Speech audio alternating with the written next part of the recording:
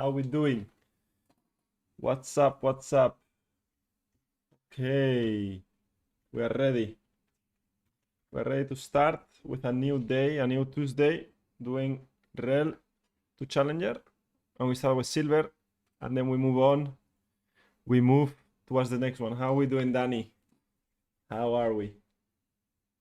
How is everyone feeling?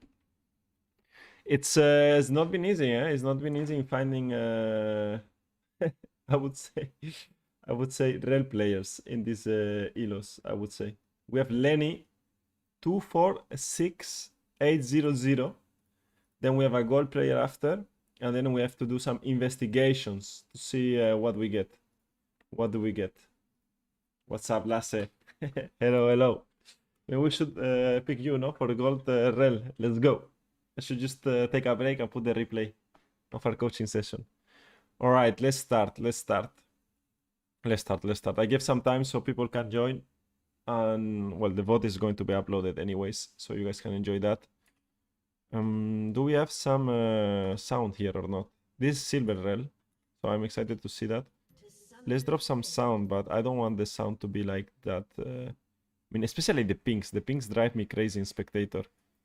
The pings drive me crazy. So let's pause it a bit. Let's see. First of all, Rell runes. Well, I don't know why it's the same than you, Lasse. By the way, it's the same than you. He goes for shield batch, which is fine for damage. Bomb plating, which is fine for against lax matchup, and then unflinching, which can be fine because there's some CC. But I always like overgrowth. I think unflinching is a bit meh. And then inspiration secondary with the aftershock. I think both. I mean, the rune setup is fine. Maybe against this team comp, you could go Glacial. Glacial, I think, can be really nice as well. Maybe you can go Glacial with a Resolve second or Domination second. That's okay. Now, the same problem than the last time we coached the Lulu, or we spectated the Lulu and we did the review. They are double covering the same tribush, and this is a big mistake, right? Rell wants to be here, covering this entrance. And you can see if enemy team invades, if enemy team drops a ward here. Like, I don't understand. Again, the same thing than last week. We are doing the same elo, and the same thing happens, right? Everyone covering on the same place. I don't know why. I don't know why it happens. I don't know if people are lazy or they just don't care that much about level 1. Playing Rell can be punishing in this elo. Of course, it is still good. Yeah, it's not an easy champion. I wanted to see how they do with roaming champions, right? How they act with roaming champions. What can we see? So he drops a ward on the red buff, for example, here. I dislike this ward a lot. Why? Because you are playing against Rammus, okay? Rammus cannot jump walls. And Rammus, what he could do is maybe he could invade the Raptors and start, so you see this information late, right? This is a late ward information. If he just covers here and Ken is going to do something level 1 on enemy Raptors, just drop your ward here or drop your ward here. It's going to do the same thing and is way better because you register the information way faster, right?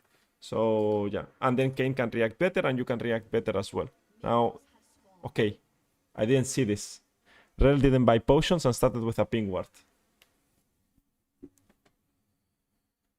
What is this?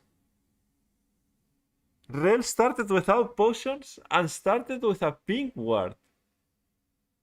What is this? What am I watching? Why?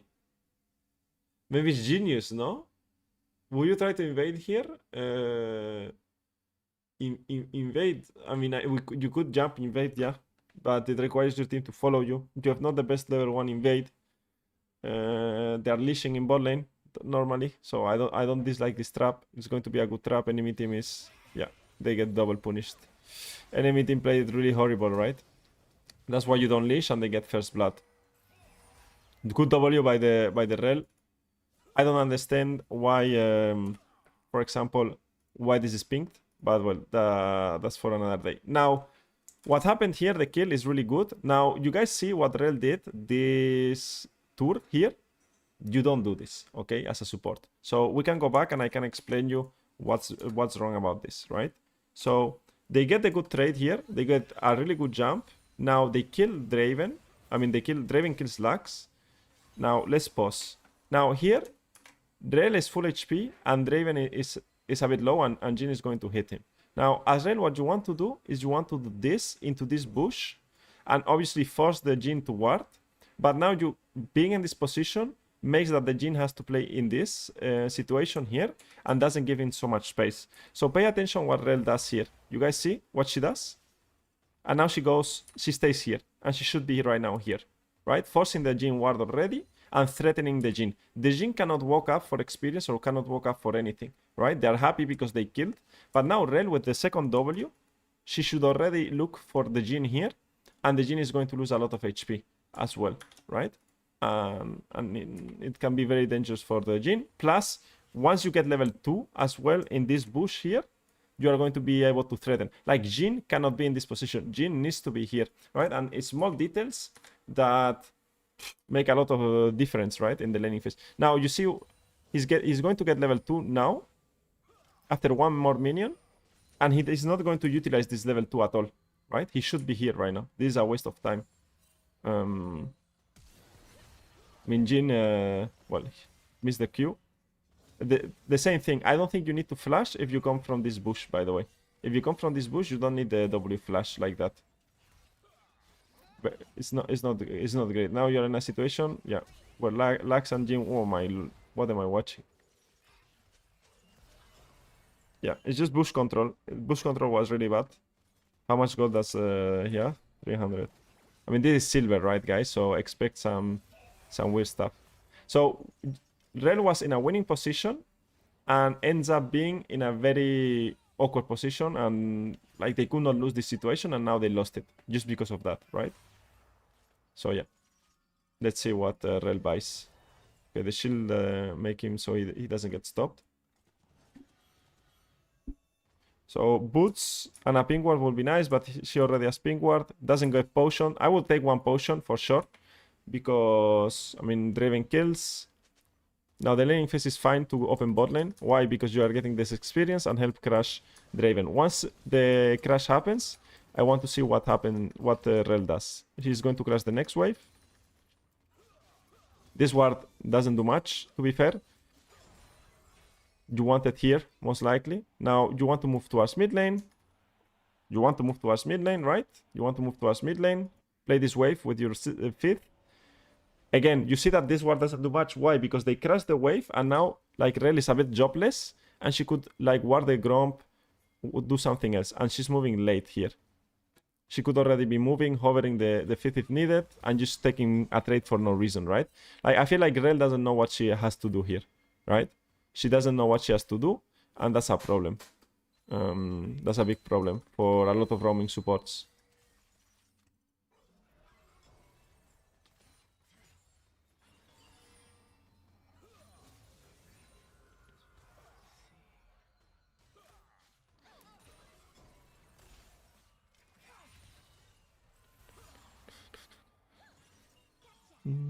I mean, here it's okay. I mean, could be playing a bit like, for example, doubling forward and tanking the wave. I think that's what she has to do to keep the freeze. You want to keep a good freeze when you're playing with Draven, right? When you're playing with Draven, you want to keep the lane frozen most of the times.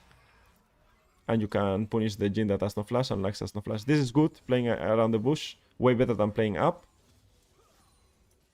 So this is really good, for example. But now, you see how I already knew that this was going to happen. He drops the position, right? Like, he was in a really good position here, and enemy team had to play in this area, and now she drops, or he drops it and goes back to the bush, right? What happens if he stays here and the enemy tries to play this bush? It's okay, you can jump out, W out, but make the enemy team do the first move. Don't be the one dropping the prio or dropping the pressure for no reason, right? You don't want to be like here again. Like, this thing is really terrible, right? You go here, you drop from here to here, and you go behind your AD carry.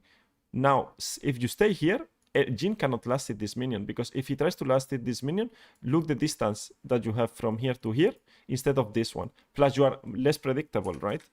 You are way less predictable. Way less predictable. Again, here it's good. You see how they have to position now? They need to be scared. And now also Kayn is coming, so you have to walk already. Yeah. This is not being aware of the minimap on what's happening at all. He needs to be walking more aggressive way before.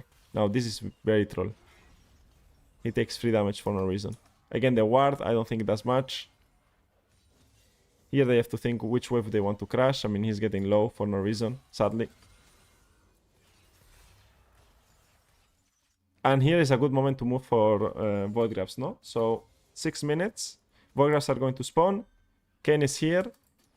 And now what you can do is you can move with Kayn together towards mid lane, or you can play one wave in bot lane, which I think is the best thing to do. You play the wave in bot lane, and then you move towards Void Grabs. You can base move. Because Draven should not be in any danger at all while playing this. So yeah. Again, he stays in lane for a long time. In my opinion, you can be already moving and making a difference here. Especially with the move speed, you get boots, you have E. Like, you see that Draven doesn't need Rell at all in this wave. Right now he doesn't. He could already be here moving, and after this here and then connect. A bit late, but he could have done it one wave earlier. But I think he will be in time here to fight with Fizz and Sion. Like here he will be, so he can make like help his teammate to get a double kill here. And he doesn't do anything here in bot lane. They cannot dive the Jhin. So I feel like he's a bit stuck in lane. Needs to crash this and base. One is his ward item as well. 360.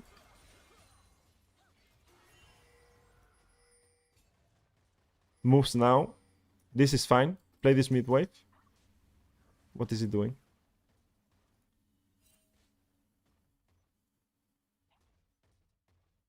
Yeah, this is not great, right? So he moves towards mid lane. Let's pause here. Now, Kayn is still playing the Void Grabs, right? Now, Fifth does have ultimate. So what you want to do as Rell here is this wave is super important experience wave for you to get closer to your level 6. And I don't know how close she is for level 6 actually.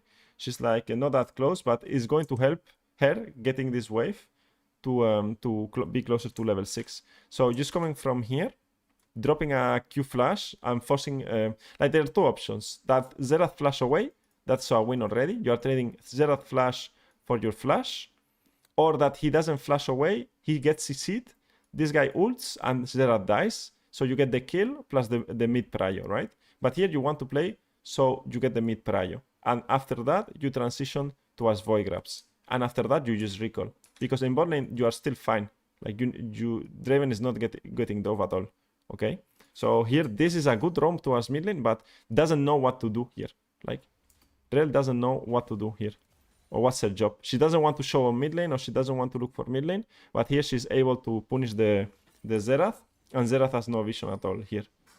But well, she goes back bot lane, and this I don't like much because she should have like a lot of gold already, 900 gold. So she could already base and get boots and a pink ward or refillable potion of ruby crystal, whatever she wants, and she goes back bot lane here without basing. And that's a bit awkward. What's up, Serpent? Hello, hello. How are we doing, man? So yeah, this is not great. Plus, she has not the super item. So she could get the super item here, close to level 6, and base and be in a really good position. So what should be the perfect scenario is this. The perfect scenario is you come here, trade the flashes or kill, push, be here, base in this bush, or base in this bush, you can choose. If you don't have sweeper, I would recommend basing here because this could be warded, and I think it's warded as well. Now, you will have your super item, so you will have 3 wards, you will have 1 pink ward as well, and you will have like closer to level 6. Now, all of this will happen while she was like he was doing here and going here. So now from base, you guys see that Kayn is going to do these 3 camps, and these camps are up. Now from base, Rell comes here, drops 1 ward here or here, whatever ward she wants, so she can use 1 ward here. This ward is going to protect the camps from Kayn because he's spent so much time on top, and then he can go back to bot lane. Now he still has 2 wards and 1 pink ward, then he can use after, once he has a good opportunity to move into enemy jungle, right? So that's what Rell wants to look for. Obviously we are in silver, but you guys see how many things she can already do. And I think this game they will stomp or they win, but yeah, it's like very flip. Like there is nothing, like he doesn't know what he's doing or why he's doing the things, right? And that's the main idea of this reviews, is so I can show you how many things you can do as support that are actually useful and gives good information for you, right? Here it gets double assist and nothing happens. Now she gets mercs. Here she should get a pink ward. Even if she has already a pink ward, I think you can move it more aggressively, especially when you are winning, right? So now, well, Kane skipped 2 camps. That's actually insane. Now, what should Rell be doing here is, first of all, looking at mid lane wave, next cannon wave here. Now, if Xerath would have flashed before and survived, now he has no flash. So it's a good opportunity for you guys to open this way and punish the Xerath flash from this side or from this side, right? And Xerath most likely is going to die in this wave if he had no flash, right? So you can use the first move to punish the flash and the second move to kill. And this is a great opportunity. Why? Because this wave, Rell is too late to it. So I don't think she's going to do anything. So she can play with Fizz on the next mid wave, right? And connect with teammates. So go from here and establish control. But she's not doing anything in bot side, right? Goes towards the pink ward. I like it more from here, by the way. You guys see how separated they are, Fizz and Rell? Rell could be right now here in this situation. And she is hitting the objective. No! She's hitting the objective, the dragon. She's sinning. This is a sin. Never hit the objective as support. If you're not called Taric or you have a better thing to do, right? Like, or any enemy team is dead. Like, this is a great example, right? I told you, you want to be here with Fizz and make sure that you stun and punish the face check. Yeah. And they will still be able to win it, by the way. Because Fizz is pretty strong and pretty fed. But it's a 1-for-1. And how it should look like is that here, when Xerath face checks like this, Xerath should face check and insta-die here. Boom. Dead. Q of Rell, W of Rell. This guy is dead. Now Xerath is dead. Enemy team cannot contest the dragon anymore. But because she's hitting the objective and she's not ready to turn, it's too close, right? It could be worse. She could be sitting in the pit with a glowing mode. Yeah. That could also be a possibility. And here you want to sweep, for example, with Rell. You want to start sweeping already, right? Because so you can deny the most vision as possible. Now they skip hitting the objectives, Giga Chats. Dragons are like... I mean, doing dragons correctly wins you so many games, by the way, at this level. She's doubting if she's going in or not. She goes in now. Good W though, but there's no follow-up. Yeah. Very bad setup. I mean, if you look at their KDA, you say, no, she's playing well, right? And actually, when I saw the game to spectate, I was like, okay, she won. She was playing with Draven. Probably I'm not going to find that much. Do many things and then say, nah, it's silver for sure. And this guy was bronze last split, right? So for sure, I'm going to find some things to that we can work on. And there's a lot already, right? There's a lot. There's a lot of things. She must have center camera on, not seen it or something. Going to Dragon, that is diabolical. Yeah. I mean, I don't think she has... I mean, probably she has a locked camera. But doesn't matter, right? If you know that... I hear they kill, for example. Here she's hitting a ward instead of killing. And this is I dislike a lot. Like this is a very common mistake. I mean, I can make another video, by the way, about 10 other mistakes that super do. Like this, by the way, this. I mean, I will zoom out as well. Like this ward setup. If you use your ward thingy for ward here, or here, this line, it's so bad. Because what are you doing with these wards, right? You can use them so much better. Like lane wards are fine, but you don't need 3. You probably need 1 here for ATP or for knowing what's happening in lane. But normally you don't need lane wards. Now, for this ward, doesn't do anything, right? You could change this ward to, for example, here, right? It covers this entrance, and it will cover if someone is coming this side, right? Now, this ward is okay, and you could change the other ward that you established here, and now you have a better setup that is going to do the same for you, right? Or you can like mix it up a bit and throw it in the river. But like these lines and these lines in bot lane are very bad, right? It's a very bad habit that I see a lot of supports do all the time. Because now you have no wards and you're in a good position. Enemy team needs to base. I will pause. You see, they need to base, and it's a good opportunity for you to drop wards in enemy jungle. And you are never going to die. But yeah. It's crazy how much Rell can do even when she's misplaying. I can't imagine how good it would be if she positioned and timed her engages properly. No, exactly. And she's not playing that bad engages. She's hitting good Ws. She's hitting 3-2 people W. Level 1, she hit a really good W. But follow up with big mistakes, right? Here, for example, they are staying, but the Q is good to stop the Ramus and try to make Draven, like to help Draven survive. Like, no, that's not an issue. But it's the follow-up idea on how to play it that's a problem, right? Just some concepts that are wrong. And obviously, that's why I say like, if you play roaming supports, you need to have a good idea on what you want to do and be confident on what you are doing, right? And once that happens, then you are going to be really strong. Now, for example, default opening to bot lane. Does Draven need help on this wave under tower?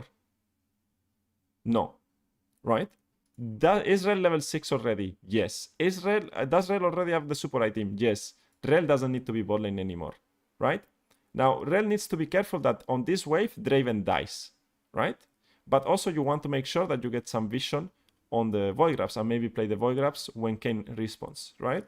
So what can you do is you can open towards void grabs, drop some ward here, for example. This ward is really cool, really nice. Play this next mid wave together with Fitz, because Fitz probably wants to reset. You guys see already his HP and mana. So you come here, drop a ward here, play the mid wave with him, help him crash it. Now he bases. Maybe you don't do void grabs, but this ward is going to give you good information if enemy team does. And from there, you... Let me move around. And from there, you can come here, drop another ward here, and just go back bot lane and help Draven crash the next wave, right? But you already are doing it here. Vision establish on void grabs, help your mid lane base, go here, drop another ward on the bot side river, so you will also see people like moving into mid. You can drop this ward here or this ward here, and then you move on for the next cannon wave and help Draven crash the wave, right? That's what you want to do. But now it's like very locked and not doing anything. You see how dark the map is, right? It's like she's not being useful, right? As a support, and you want to explore a bit more as a support. If you were the Rell, would you have stayed with the Kayn there or backed? You were fighting, you mean? No, I would have backed. I think the back was fine from the Rell right there when the Draven died. I don't think it's that bad. But if she goes bot lane here, she needs to hard push this wave. She needs to start hitting the wave and hard push it and then move. But you guys see, like, I don't know what Jhin is doing actually. Jhin deceit or something. Well.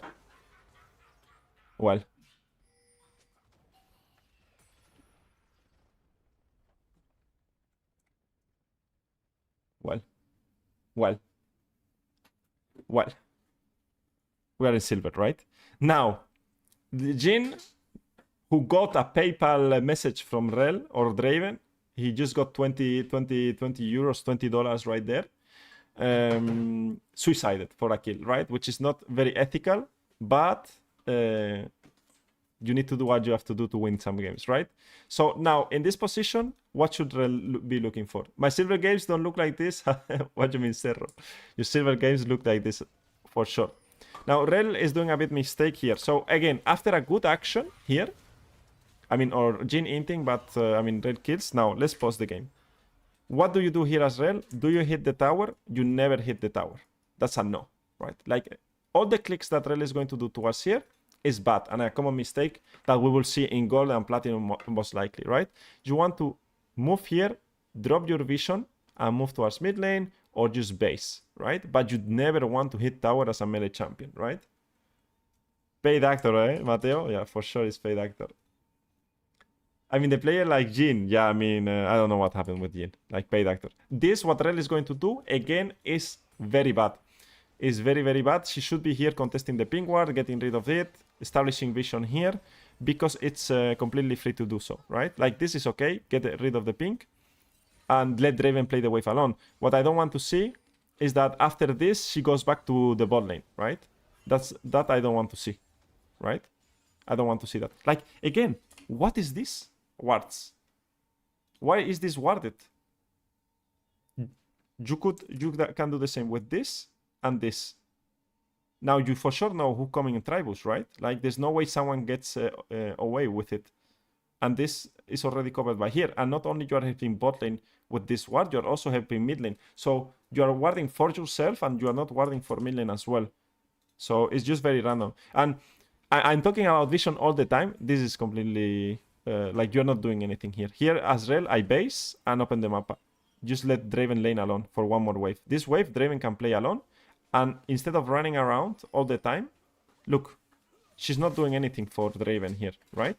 You could already be basing and opening and being here together with Kayn, going top lane, going for mid lane, right? You can look for a lot of different stuff. This doesn't make sense. You're forcing a fight. You're going to get the kill on 2 lakhs. Okay. I will not get the kill on 2 lakhs. I will not be there. But they get a double kill here. Now base. Right. I will not get a double kill. But I will just let Draven play one more wave. But well, maybe if you know that they're going to suicide, maybe you can stay. That's the good call. Maybe if you know that they're going to suicide, then you can stay. Is it okay to place the Grom ward without knowing where the jungler is, though? Sometimes I've been caught doing that. I mean, let's go back and we can see. So once you kill the Jhin here because he hinted, you can just come here and place the ward, yeah, here without any problem. Mid lane is in mid, this guy's on top. Maybe Lux and Rammus are here, but you are just a bit careful and that's it. You come here, maybe you can use your sweeper so you know if it's warded or not. And probably you can get the ward in for sure. I think you can get the ward in. I mean, here you cannot because there is Lux, but you can get rid of this vision right here. And this one as well. And now you can go. Now you can drop it because you see that Lux is in lane and you can drop it instead of these 2 wards. You need to go a bit careful and just step by step, right? Well, here they get the double kill. That it's a bit questionable, but it's good. Now let's see what she does with the kills. Again, opening bot lane doesn't do much, right? The wave crashed. This is a good timer to roam somewhere. No bot lane. I don't understand why are we going bot lane here. You could be here around top lane, drop some vision around top lane, finish on top, or just doing the same. Drop some vision here. And this Xerath is going to maybe hit the tower or is basing right now. And you can stop his base, right? But I feel like some mid laners will hit this tower and you can come from behind and punish this guy. She's not doing much here. Draven doesn't need help on this wave and could establish some control here. Go back, control here, and then go back bot lane.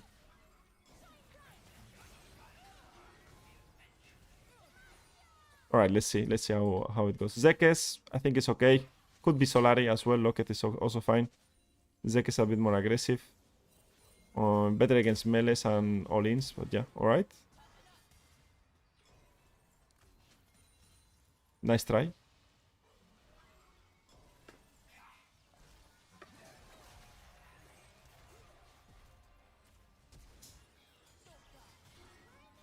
I think it should be fine. I think it's good, this fight. I mean, Kayn is coming. They have no damage. Really good ultimate. Let's go.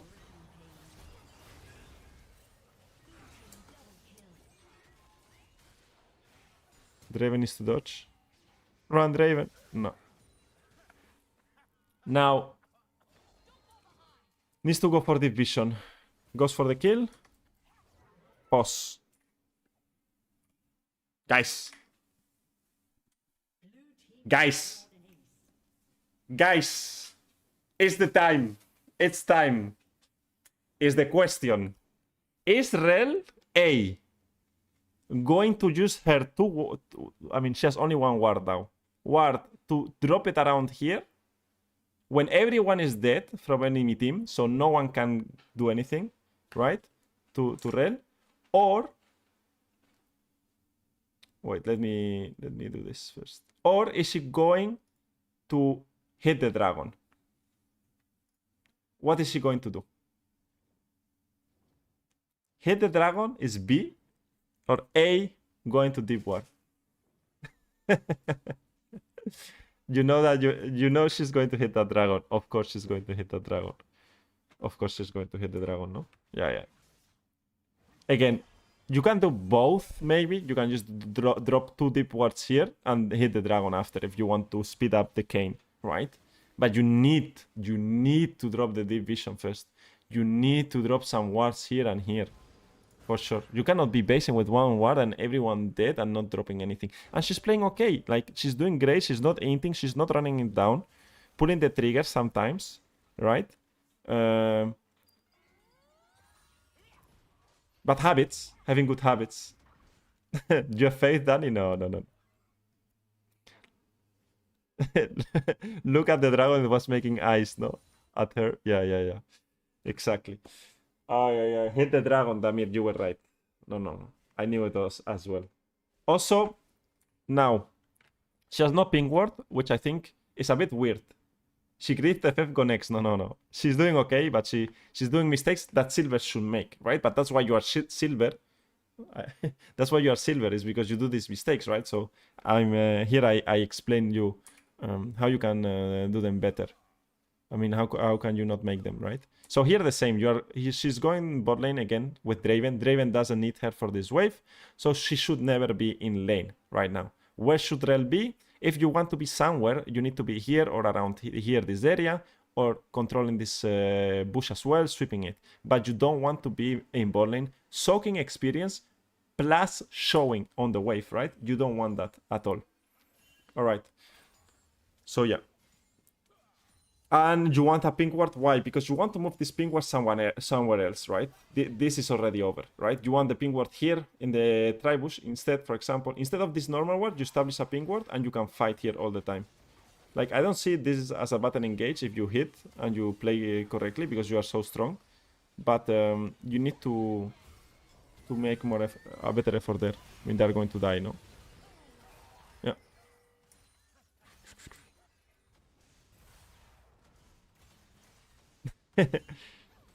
No. I wanted to say silver.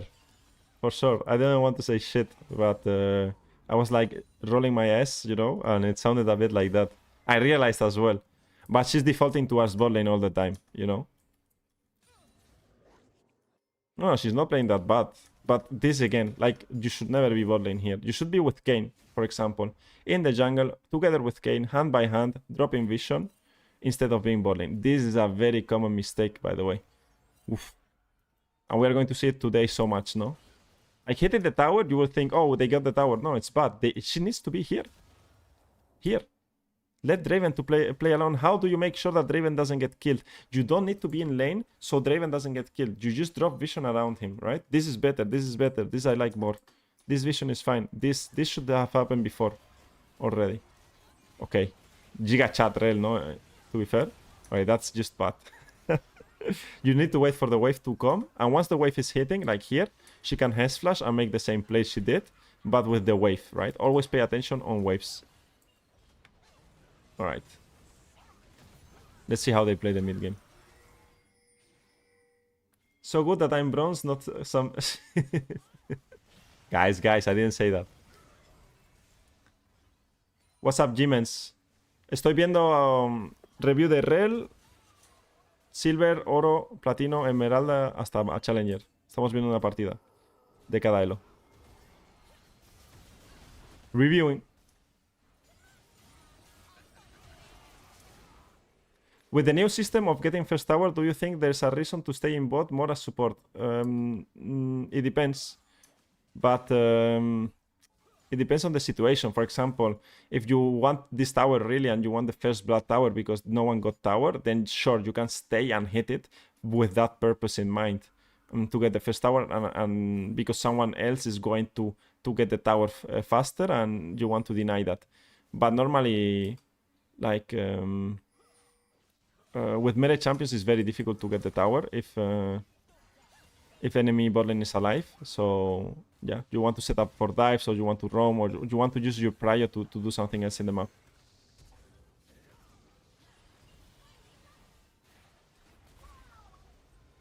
Okay, here there's a bit all over the place, but let's see.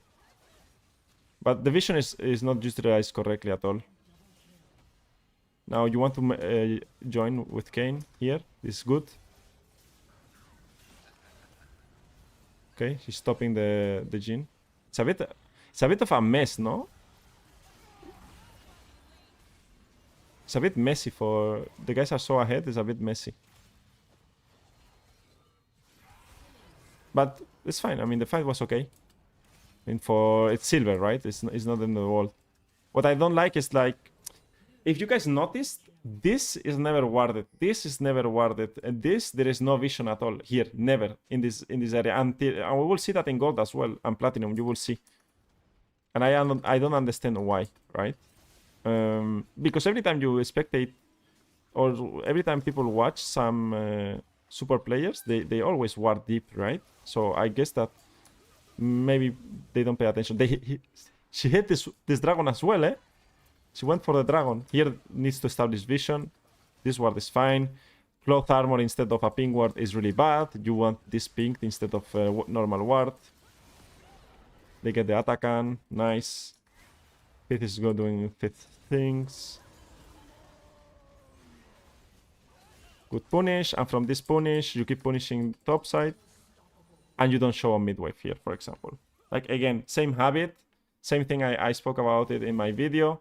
It's like, once this happens, you kill here, you get rid of this ward, or you go help top lane, or you click towards enemy jungle, set up good vision, so you can play for this next tower and this next objective, right? Like, being here and also setting the mid lane ward. That's something that we want to see now. Is Rell going to ward mid lane? When are we going to see the mid lane ward? Is it going to be in silver? When was the Lulu ward, by the way? Was it in diamond or emerald? When was the Lulu ward? The mid lane ward. Is she going to drop a mid ward?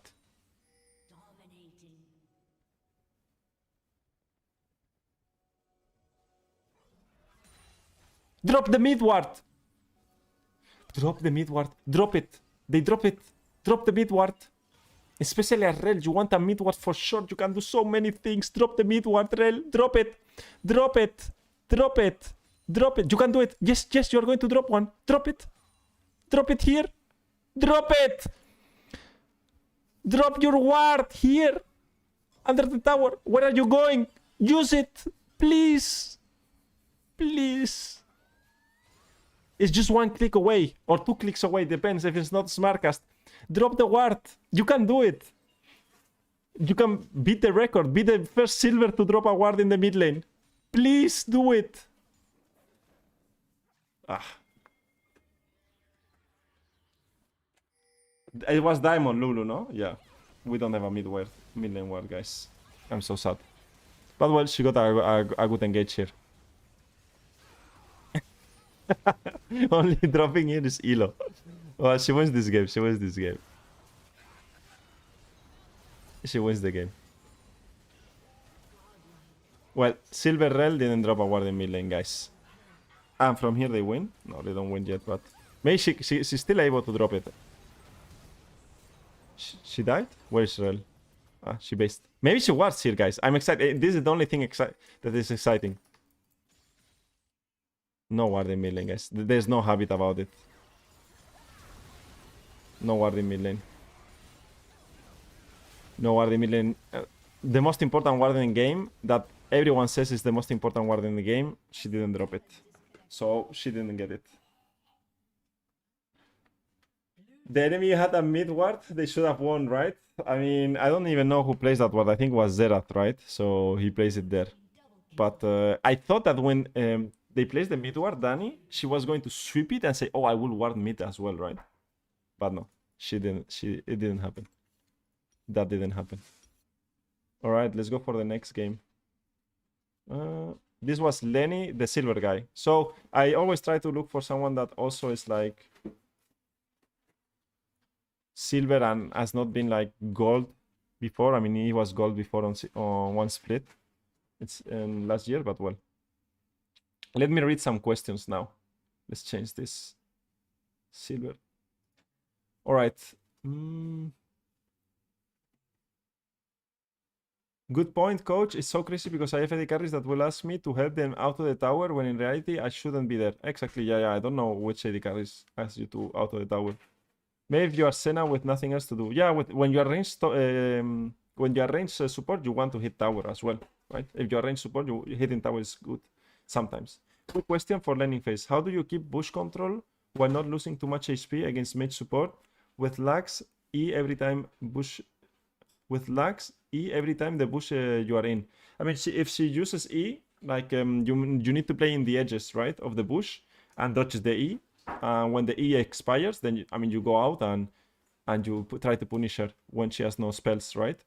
But it's not easy. It's not easy against mages. Maybe we can see a good example in one of the games that we're going to watch now from this guy, for example. This one looks good, no? Ace, unlucky, gold 3, right?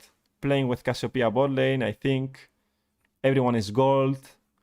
It's a decent long game, right? So good one.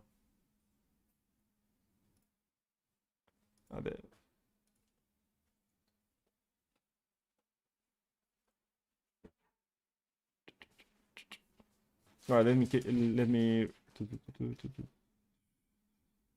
I don't think we saw a mid-ward until Master the other stream, right? I think it was Diamond. I don't remember. We have to keep track. Cerro says that it was Diamond Lulu, by the way. It was a Diamond Lulu that did it. So we will see. All right, let's go for the next game, guys. Gold one now. I'm excited to see the gold one. Colonel Jack. All right. It's a loss this time around. Playing with, I don't know if it's a Rell bot lane or it's Cassiopeia. We will see. I had a game where I roamed so much and made a positive impact on my team as a whole. We had all the grabs, Rift, and Dragons, but my team felt really bad for our AD carry because I wasn't holding her hand. Yeah, but I like to win, you know. I can feel bad for my AD carry, but winning is more important. Winning is more important. I get in those objectives. Obviously, maybe you can help him or your AD carry in some spots. But normally, yeah. Again, the same thing. I don't understand. Why are we covering the same bush together? Guys, no. Cover here. The entrance. Why are we together in the same bush? Why? 30 seconds until minions spawn. No one covers like this, no? I mean, yeah, I think it's because level 1 is not that important. I guess people don't care about level 1 that much, so they just default by something, no? And they don't think about it too much. But it's important to cover, because enemy team could just be here, starting on the blue or do whatever they want, and you have no idea what's happening. So you need to be very careful with that. We are already in gold. Let me change this to this. I don't know. Covering is important. Like, this guy is covering, obviously, the lane bushes. So, yeah. And with Rell mid and Cassiopeia bot lane. Okay, with Cassiopeia, there is she's a mage, but she can start playing after level 2. Rell has exhaust. I don't know why we have exhaust. I don't really like exhaust. Let's talk about the runes. So we have, I think these are Professor runes or something, no? Because these runes are bad again. Like, you want Overgrowth, you probably want Second Wind this game, and you want, I mean, Shield Bash is fine if you want Shield Bash, right? But these runes are all the default runes. Again, they are not optimal, right, for this game. Not the worst, because at the end of the day, it doesn't change that much. But, I mean, it just makes not a lot of sense. They just need some privacy to enjoy each other's company. Yeah, I agree. I agree with that. Right, this W is okay. The problem is that Cassiopeia doesn't have extended damage since till level 2. So it's going to be a bit of suffering in bot lane. I think she could be faster with the W. But well.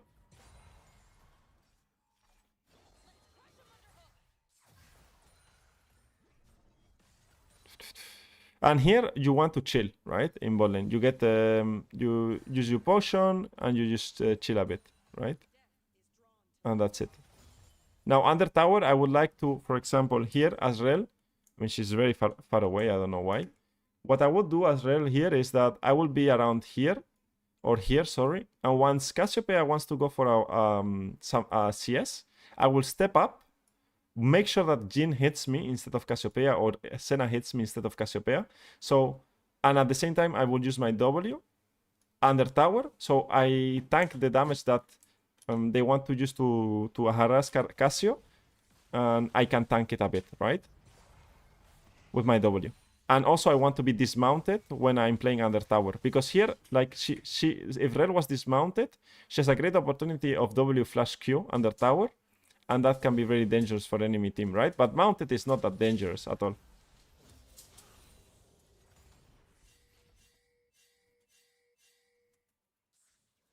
So the enemy jungler is pinging like crazy, by the way, that Diana's bot. If you add sweeper, you could sweep this ward. If they establish a ward here, they will establish it soon, maybe. Oh, Senna got rid of the ward, nice. But I don't think a ward is that bad. This ward doesn't do much. Senna needs to fall back anyways to this bush, right? You have control over the lane. Senna has to fall back. Oh, these are really good engage. Really slow Q, though. Really slow Q. What happened there? Wait, what? Like, yeah, you don't auto like that. Yeah. Like here, you want to... You hit the W? Q? Yeah. I mean, she can flash the Q anyways, right? But... And now you would like to have a ward there, no? Instead of flashing. But well. Alright. Let's see what has to push this wave. Stay in lane is not bad. You get the experience. This guy's no flash. Senna's coming back. Yeah. Staying in the bush here is good. You have X flash. Can be a bit more aggressive. I don't think they can drop your ward here. Like, let's talk about positioning in the bush, right? When you are in this winning position and you are also like enemy team cannot play bot lane and Senna is also level 2, right? We have to understand that. Like the bush here, like look where she is. She's positioned right now here. She should be here on the edge right now here. The enemy team sees this. Let me show you what enemy team sees. They don't see anything, right? So when they play here, I will play it. Now I pause. Here, Rell, for them, it could be anywhere in the bush, right? I mean, Cassiopeia should be here, right? But who cares, right? But now Senna is in range to ward. And now Rell, if we change the... I'm here, I'm doing everything I can. Look what she is. Why are you scared? Why are you so far away, right? Why are you so far away inside the bush? They don't see you, my man. They don't see you. There's nothing bad that's going to happen. You want to recall anyways, right? You have no base advantage. So you will want to recall anyway. So take a trade, soak all the damage in, and then go back to base. And let Cassiopeia lane alone for a while, right?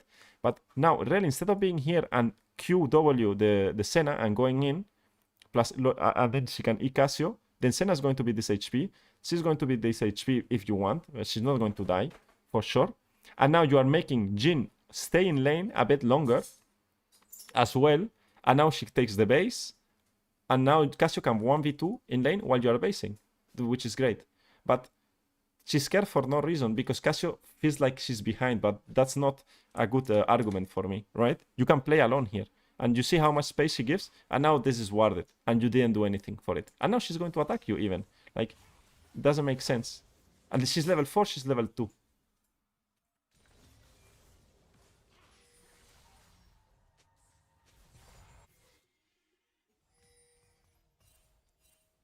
Yeah, that recommendation for Blitz is good. I think some of them use Blitz, yeah. Or default runes by Riot, but... I mean, I will just recommend you understand a bit more what the runes do, and then that's fine. Alright, here was good. You sync up with the Cassiopeia and kill Diana, so that was nice to see. I'm just commenting some small details, some small mistakes. Here you want to base. She bases on the bush. That's something I like. Now Void Grabs are coming up. Now you want to roam to bad Void Grabs. Please move towards Void Grabs. Very bad buy. Very bad buy. Wow. What is this buy? Why are we buying this? Wow. Ay. What is this buy? You have 800 gold. I mean, I don't know, like how much she has right now. 800 gold, 850, no? Gold. You get the boots. You can get a ruby crystal, and you can get a pink ward, right? And you are fine. And you can get a potion if you want after that. And it's way better. Now she's opening to us bot lane, to a lane that doesn't matter, right? When she should be here already. Like, she should open to Void Grabs. Why do you open Void Grabs? Because Cassiopeia is never going to get dove by Jhin and Senna, right? And she's not going to suffer. The best thing you can do, the second best thing you can do is open towards here and establish a pink ward here or a control here. So Diana could do Void Grabs while you defend also this entrance here. But I don't like going bot lane again here. Because Diana is going to play on Void Grabs. She's going to probably find the enemy jungler. And you want to be in this situation. If you are in this situation, as Rell, you win the game. Right? If you are in this spot right now as Rell, you win the game. She's going to get a kill in bot lane, rewarded. Now let's see how she plays with the kill in bot lane. She should get the kill in bot lane. She has E and everything. Tragic. Yeah, tragedy. Now this changes everything, right? Now you cannot play here. Cassiopeia should have never been in a bad spot right now. Just bad move, like not moving. Please stop moving the camera. Like just not moving around the map or not doing anything, right? Maybe if you don't want to play Void Grabs and Diana wants to keep a full clear, then what you can do is still open here, look for something mid lane, and transition towards bot lane, right? Because you get the mid Parayo, and also you get some experience there, and you can maybe punish the enemy way that has no flash, by the way. Very not active at all, and this is something that I already knew that was going to happen while seeing roaming champions. It's the same thing, right? That's why I say, what is the best champion to climb? Soraka, Lulu. FK, not need to use a lot of brain power, and you can do a lot of things, right? Top lane, 1 HP. Go top lane, my guy. Why are we not opening top lane to try to do something here? We are not watching the minimap, right? At all. Now, you have wards. No, you have no wards yet, so we cannot complain about that. Alright. Pink ward the Dragon Pit. I don't like to pink ward the Dragon Pit. I prefer to pink ward here. I prefer to pink ward here. I prefer to pink ward this bush. I prefer to pink ward this bush before I pink ward the Dragon Pit. Now, Cassio doesn't need you bot lane. You should not be in bot lane anymore. If you guys have any questions, keep asking, eh? I will be happy to answer. At least she was not hitting the dragon. That's nice. And she has a super item in 70 gold, right? That's the objective right now. It's level 6 and the super item. I mean, here is just chilling. Oh.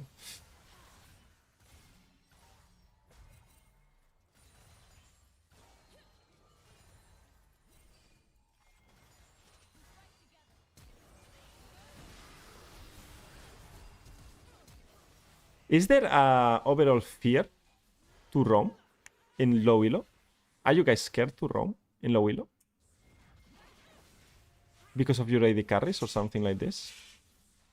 There's no way, right? Are you guys scared? Are the support scared to roam? In games? It cannot be like you roam 10 times in 10 games and you get flamed 10 games, by the way. It must be like 2 or 3 games you get flamed. If you do it correctly, right? If you do it correctly, I cannot believe it. Probably afraid that the carry will grief and flip out. I'm scared to decline pick swaps in champ select. Guys, no, it cannot be like this. Cannot be. Again, the same thing. You guys see, she has three wards. The first ward she puts is here. Why? Makes no sense, right?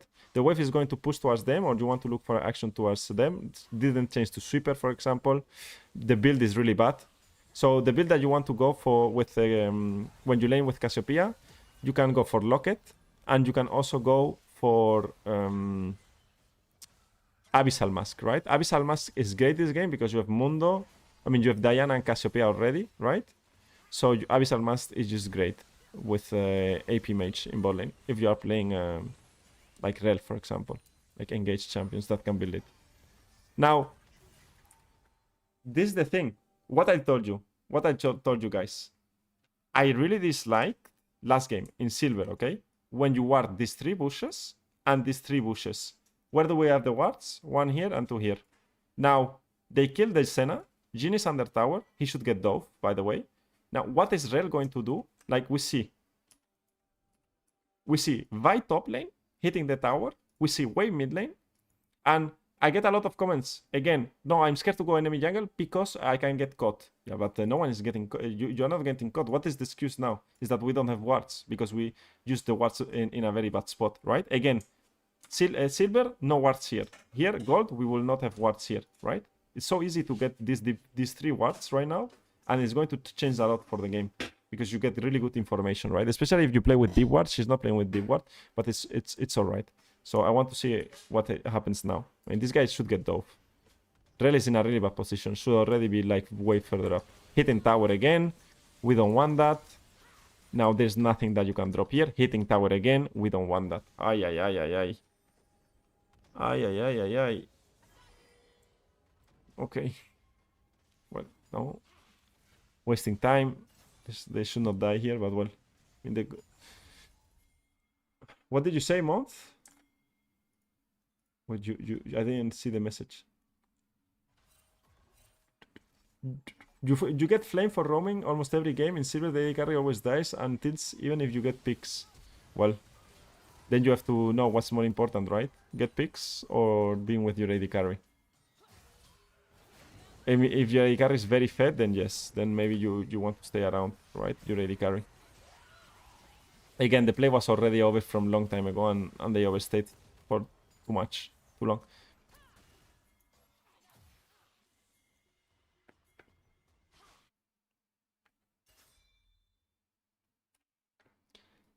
If Rell had warded these bushes, I mean, as I said in my video, right? Let's say she doesn't go too deep. She wards this bush and she wards here, right? And she wards here. You get these triple wards. You can see the rotation here. You can see like this 3 pathing, right? This is a really good crossroad to have a ward. And you have this ward here or here, so you can see the golems or you can see them going. Now, let's see when they will see Vi. Let's say this is warded, right? From Rell, instead of wasting wards randomly. I am pause. I pause. Now we see Vi, right? But they don't see Vi right now. No one sees Vi. But Vi should be spotted already, right? You have it here in the bottom left. Max is gold. We're in gold right now. Vi should be spotted. And this changes everything because now Diana knows that where Vi is. You know where Vi is. And enemy team is doing the same with the wards, by the way. Like, if you are a bit better with vision, like, even if your team doesn't use it, you can use it yourself. Because now, you're getting ganked when you should not get ganked. Now you know Vi is bot lane for sure. Even if you don't have vision here at all, like here, you will see her Vi going here as well. Now, you don't need to have vision here to know where she is, right? And that's the main idea. Like, what are these wards doing at all? They're not doing anything. Is Deep Ward viable with Rell, with Glacial, or Aftershock? I mean, with both are fine. Glacial is better probably, right? Because you still keep Cosmic Insight, which is great with Rell for the flash usage. And I put a lot of emphasis on this, and I'm very annoying with this, but this is the difference that will help you climb. Like, these small details, and it's not hard to understand or do in-game, right? You just need to spot it in-game. Okay, I did a good action. I will hold my wards for a better opportunity, right? And just be more thoughtful of that. I know that a lot of you guys do it, by the way, because you watch my videos and you watch me play, and you do it, because I've seen you play in the coaching sessions. You sometimes forget, but most of you guys do it. So, but this is also for everyone that tunes in and watch the live stream or the VOD after, so they also know. Usually I only buy one ping to avoid overspending, so use ping wards on those areas you mentioned, and just keep sweeper for when enemy wards dragon. Exactly, you can do that, but I don't think you care enough.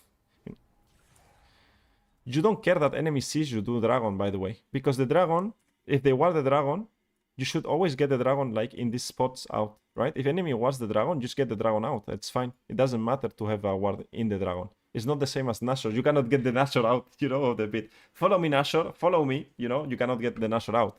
So that's why you ward the Nashor pit. But the dragon pit is like, if you get the dragon out, if this is warded, they don't really see it, right? And you can be in better positions to punish choke points, right? And you are just spending a ping ward for what? Right? You can get it could be better. It's spent. Of course, like if someone can ping the pit and you can ping here and here, then it's excellent. But you're a bit limited in ping wards, I would say, in solo queue. I can remember being scared a long time ago and of doing river roams, but not of opening from base towards a roam. I play things like Soraka and there are mean assassins mid lane. Yeah. Well, I think, Danny, you are doing really good by roaming right now. Like, you are roaming really well the games that I saw already. Like, you are going from behind. You are very decisive. You already carry plays alone. Also, you play duo, which helps. So that's a good way to do it as well. So you can communicate when you are going to roam or not. And you probably will not get flamed for it, I think. Hopefully.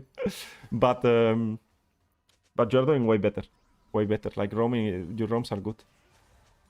But I see, like, I'm not moving my camera all the way around the map, right? For the first 14 minutes, Rell was never around the map, right? And we saw that already on silver and in gold. Obviously, it's very slow sample size, right? It's just two different players. But well.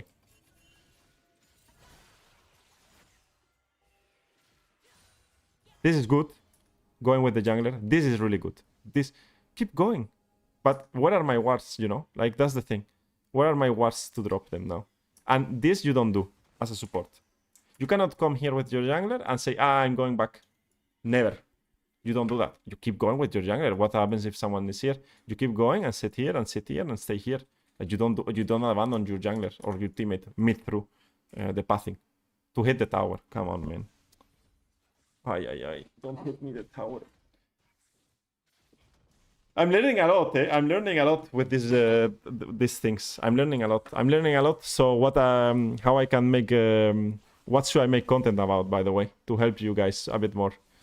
But you don't want, she failed. I mean, it happens to me as well, right? I don't care if you fail mechanically. Like, she failed the jump over the wall, it happens. I have also failed a lot of jumps. But the main idea here is that you don't want to be hitting the tower, you want it to be here already. Instead of hitting the tower, you are on the bush and zoning. As a total newbie, I was being scared both of AD carry dying flaming and getting too behind in terms of XP, but after I embraced the roaming, I started to enjoy the game more. Exactly. I need to drink water. Exactly that. Like, you need to play your game. Like, if you're playing a roaming champion and you are scared of what... this goes too fast. And if you are scared of what your teammates are going to say or do, if you roam, then you are not going to enjoy playing roaming champions. Because the roaming... the fun thing is this. Making a pick in the river. First pick we see in the river together with Diana. It works out. Surprise. We got the flash. Go ward deep. Get rid of this ping ward and ward deep. Are we going to play mid wave? Okay, we play mid wave. Alright, let's see what we do. We don't have flash now.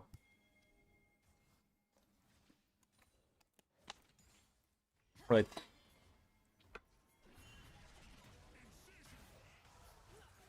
This is a good fight. Yeah, good. Kill. Good.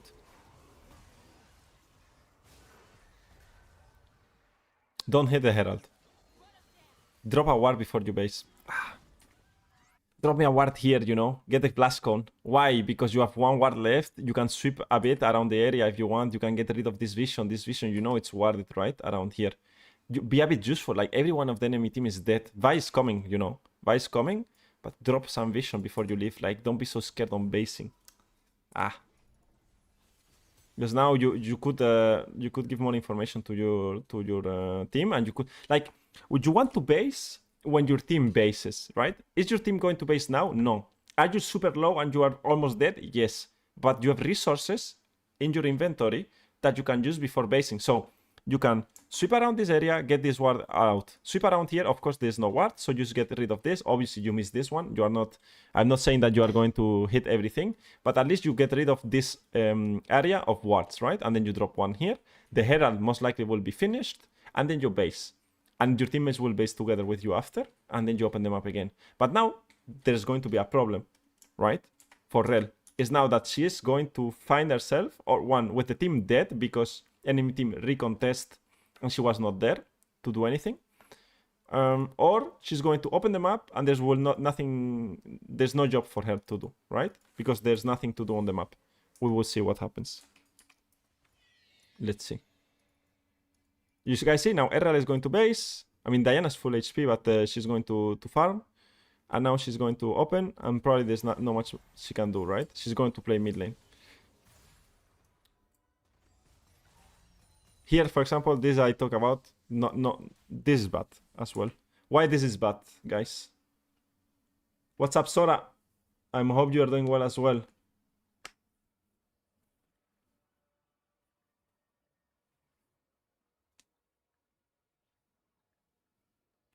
I mean, Month, I have a video about runes in general, right? But I don't know if it's even if it's here. But there's a rune video, but it's only for season 15. Maybe it can help.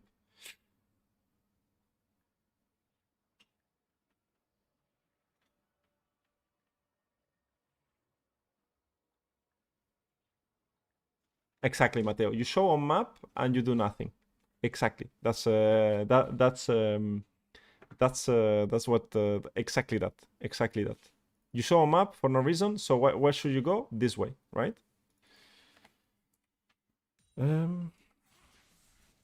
What I would love to see is 10-minute video with high elo gameplay and explanation why you do this. Sometimes like Alois NL does. I mean, you have videos like that in my channel. I don't know if you checked. You have a video that is about all the things that I think in game, and I'm playing Rell. I don't know. I don't remember the elo right now. Maybe it's like not that high elo. I mean, maybe it's Diamond 1, but I think it's good enough as well. That one, for example, you have that one from Rell. You have some streams as well in Master Elo that I'm trying to explain my best. So you have some content like that. Obviously, it's harder to do in support than in top lane, because top lane is 1v1 matchup, so you can very go into detail into the matchup. And as I said, bot lane is depends on specifics of your lane as well, your AD carry and enemy AD carry, so it gets a lot of variables there. For example, the Lulu video, in laning phase as well, you got one, how to play Lulu into enchanters. That one also is very specific and very high elo gameplay while playing against enchanter. And just a specific matchup, right? So there you have content as well. I try to do for both. I need to get some more elo as well, but I think it's still fine, right?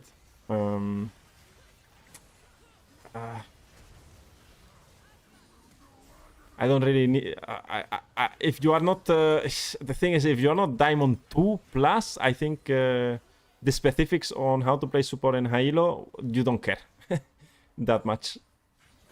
That's the thing. Like, you need to do the basics. And what I'm showing you here is the basics, right? And everyone can do it, and they are not so difficult to understand. I don't think you need to do the high elo things.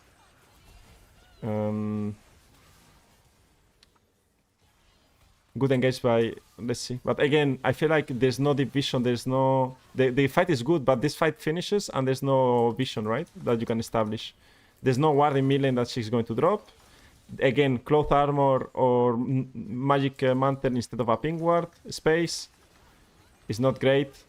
It's not going to do anything. It's not going to change anything. The picks are good. Hitting this tower is bad, because now enemy team is going to respond. When enemy team is going to respond, they're going to chase you. That means that you cannot reset. They did reset.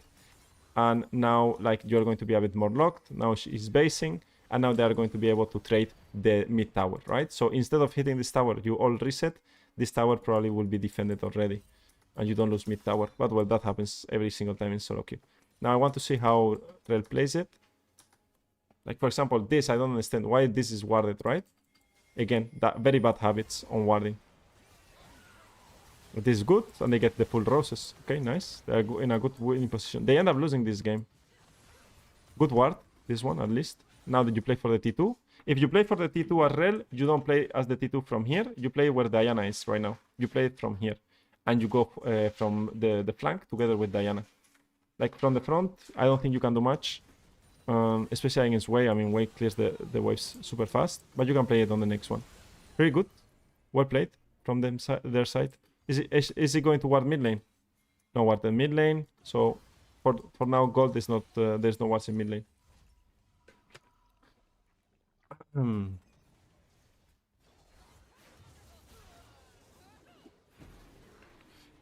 All right. Question for you guys. After this, what should Rell do? Here, what should Rell do here? And as a support player, what should you do?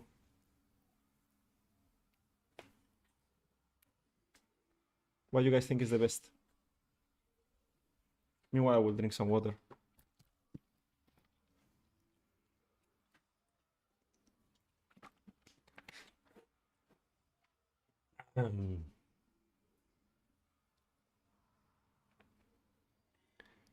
The answer is that she needs to base. I mean, staying here and dying with your team is not a great idea, right? Your team is already dead, so just base.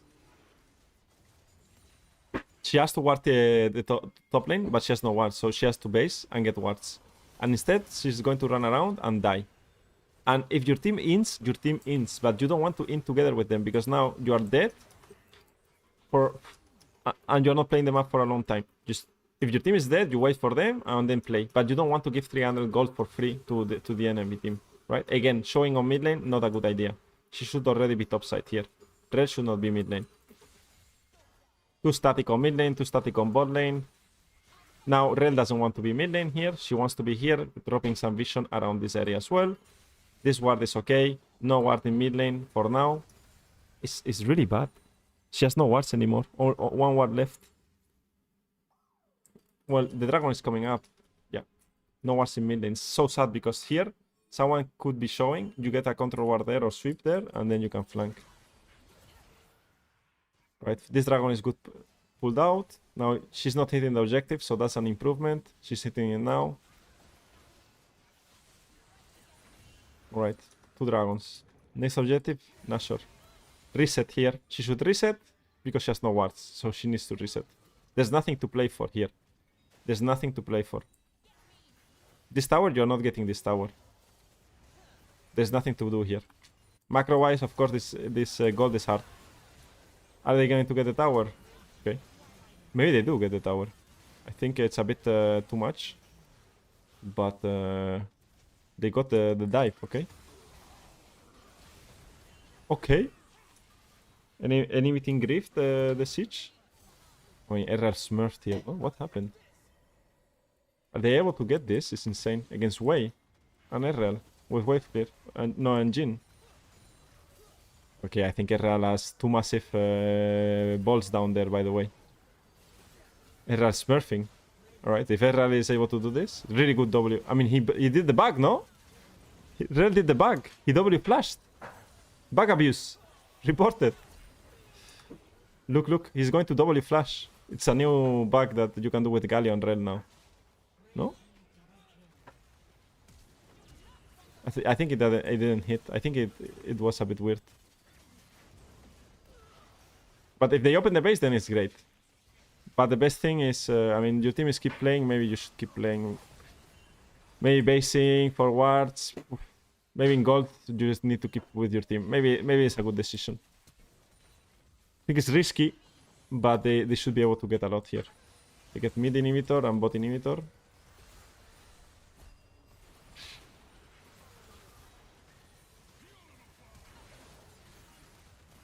Right.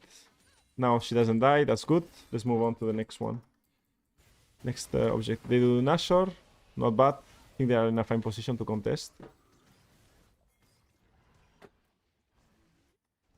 This ward is really good. They die. But they're overextended here and they end up dying. The problem is that if you overextend in mid lane or you do that place in mid lane, the risk is too high for the value that you get, right? And that's the thing. It turned out well because Rell smurfed and did really good trades. But you should never be in this position. Like if we go back, like here for example, here, right? If we pause here, right? Before this happens, if you don't do this and you make sure that you base together, because let's see the gold, everyone has like 1k gold or something like this, and you can spend it to get this tower and get control of this area and then do Nashor, you're going to win the game. The only thing that you are doing by doing this is you are giving the enemy team an opportunity of killing you and being the first ones to control the Nashor space, right? So that's the dangerous part. That's the dangerous part about this. But I didn't like at the start. Obviously, Israel did a really good play, but they still overextend and died, right? And from here, they are going to lose Nashor as well. Yeah, I watched all of them. I kinda look for more like this. Only thing I did not watch on your channel were your first 4 videos and the Tariq one. That's okay. I mean, then you have a you watch a lot of content already. The first ones are more, they're less about support, and they're all about concepts in general in solo queue. They're a bit different, right? Wait, you can W flash a Rell and apply the CC at the end? Yes, you can. It's a bug that appeared this patch. Galio, you can E flash as well now, like Gragas E, right? So yeah, they're going to lose the Nashor here. They die again. Very solo queue style. They die again. Frustrating for Rell because there's nothing she can do about that. And now they die again. So everyone died again. Now enemy team came back into the game. Enemy team has set up for Dragon. And yeah. Enemy team has Nashor. They die again. There's no team fights, right? This is like pretty frustrating, right? I think this happens a lot in your games. That is like everyone is just chain dying. And then they lost the game. A bit sad, no? A bit sad ending. A bit of a sad ending. A bit of a sad ending, this one. Wow. A bit of a sad ending. This one was. Alright, that was gold. We did silver and gold. Let's look for a platinum player. I didn't have time to look for it, guys. Let me close our outplayed. I don't want the games to be recorded. Alright, what are your thoughts about the gold one? What are your thoughts about the gold player?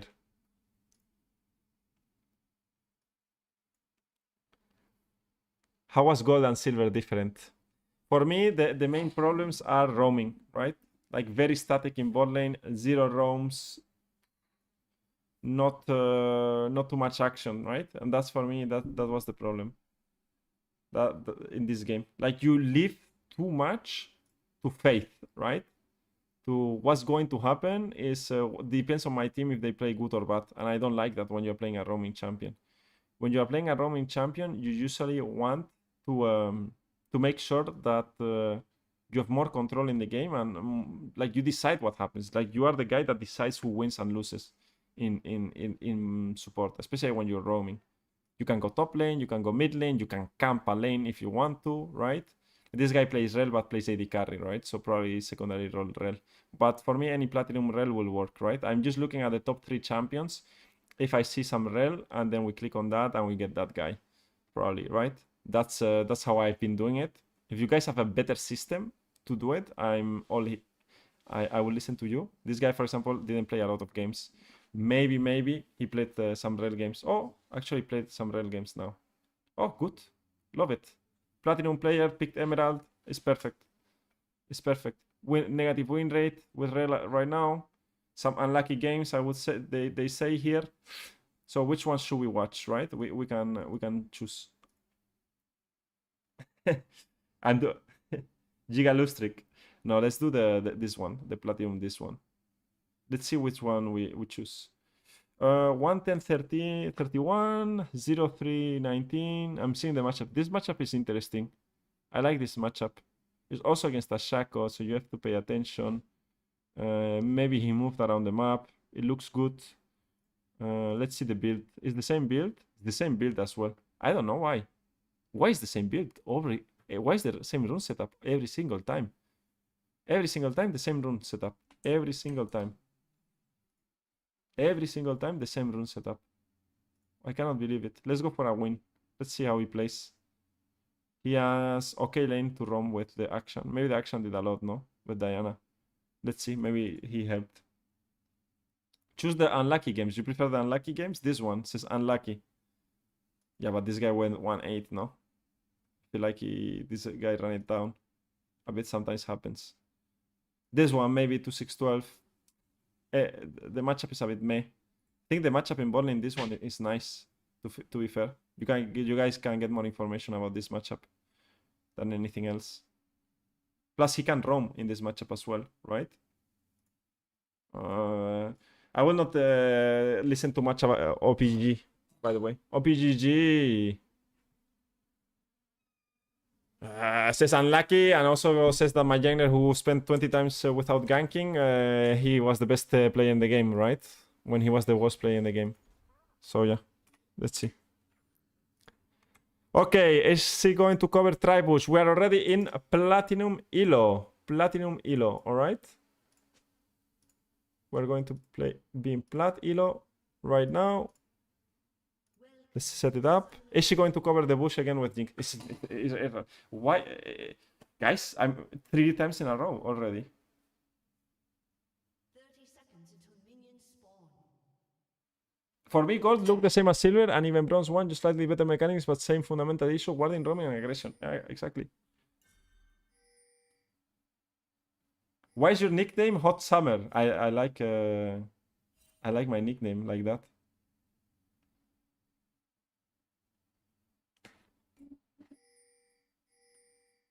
Because it was for Summer Split. But Summer Split is already over, right? A long time ago. Same issue for me than the gold one and the silver one. Same mistake. Covering the same area. I don't know why. And you can do so many things with Rell. Like, you can jump the wall level 1 as well. Now, interesting. She starts with unmounted. I will not start unmounted. Because you start mounted, you get the shield, you get the attack speed, right? So...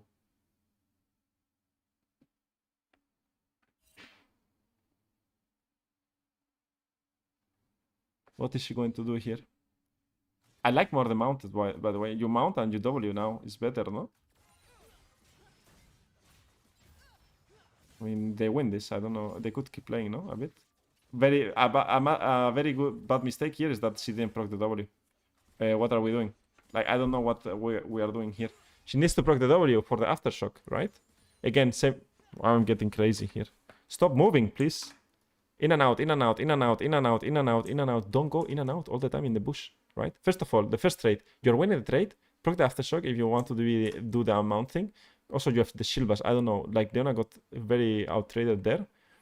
Now, you don't want to go in and out of the bush all the time, please. You stay in the bush. Hit the minions outside the bush and go back in the bush if you want to get the prio.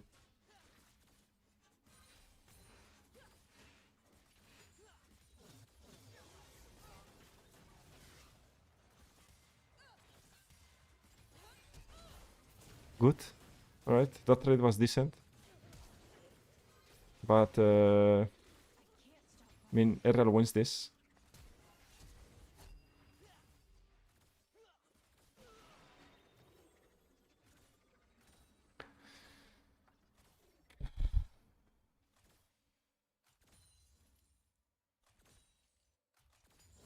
This is platinum. This is platinum. This is platinum. Okay. So, let's keep playing. Let's keep playing it. She gets boots, double ward. What do you guys think is the problem? Why they lost? Why they lost the 2v2? What was the main issue? What would you say is the main issue? They lost the 2v2. Okay, action wins that. This 2v2 should never be lost. First, you cannot make the level 2 so close. Like, you had control already from level 1. You don't want them to get level 2 at the same time you want to get level 2. You want to be able to play more aggressive and make sure that with Rell passive as well, and like you get level 2 control, right? I think they misplayed on that first. And the early trade, right? The early trade, you can get way more out of it. And here, like, Leona's dead, and just the level 3, and she's out.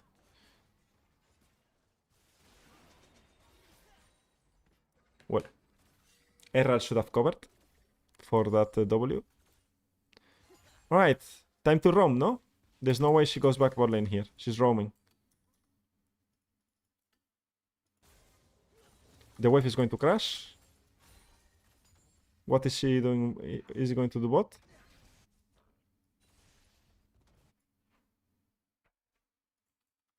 Look mid lane, by the way. Imagine being mid lane here, right now. Here. You can maybe get the flash of being here, right? Mid lane. Just not once this Cassiopeia. Get the flash of Cassio. Can be nice. In bot lane, you don't do much, right? Like, Rell would be fine. He's never going to die with cleanse up. But again, I feel like he's going bot lane and fighting bot lane. He's going bot lane and fighting bot lane, right? You can play a bit more the map as well. And then if you see that you cannot do anything, you go back bot lane. I feel like everyone has done this all the time. Back bot lane and fight. Back bot lane and fight. You guys want to fight a lot. I mean, you guys. They want to fight a lot in bot lane. I want to understand why. Okay, Shaco's bot. Also playing against a Shaco. The trade in early game was is pretty dangerous against Shaco. Alright. Now here it will be a nice moment for Rell to fog. That means that she could be playing around this area here right now and have the first move towards this wave in mid lane. So Rell could play this wave in mid lane, get more experience, punish the Cassiopeia, and Rell is not getting dove on this wave, by the way. Rell can survive this wave alone. Like, Rell can play this wave alone. Why can Rell play this wave alone? Is because the enemy team doesn't know where Rell is, right? So if Rell was here moving and enemy dives Rell, then Rell just clicks back and goes, and probably they get a double kill or 2 for 1. Now, if they don't dive and this looks like this, like Leona is already leaving, that means that they are not going to dive. So Rell is going to be safe. But you already have the initiative, and Leona, look where Leona is and look where you are already, right?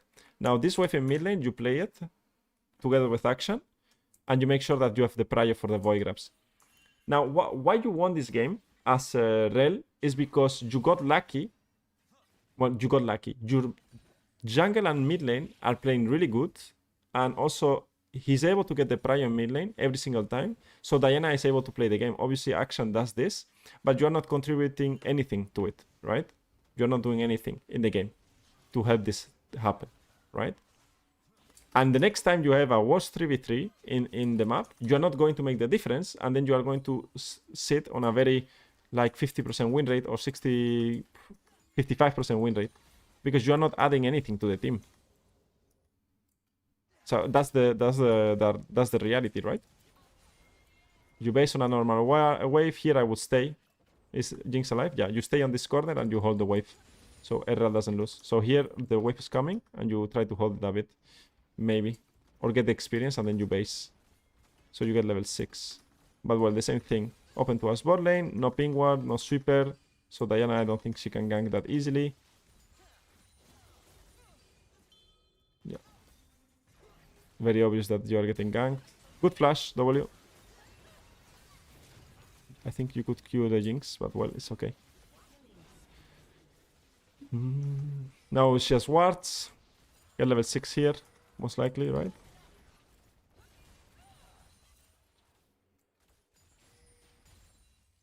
And we get level 6. Now base, good. Could crash one wave with Rell if you wanted to speed up.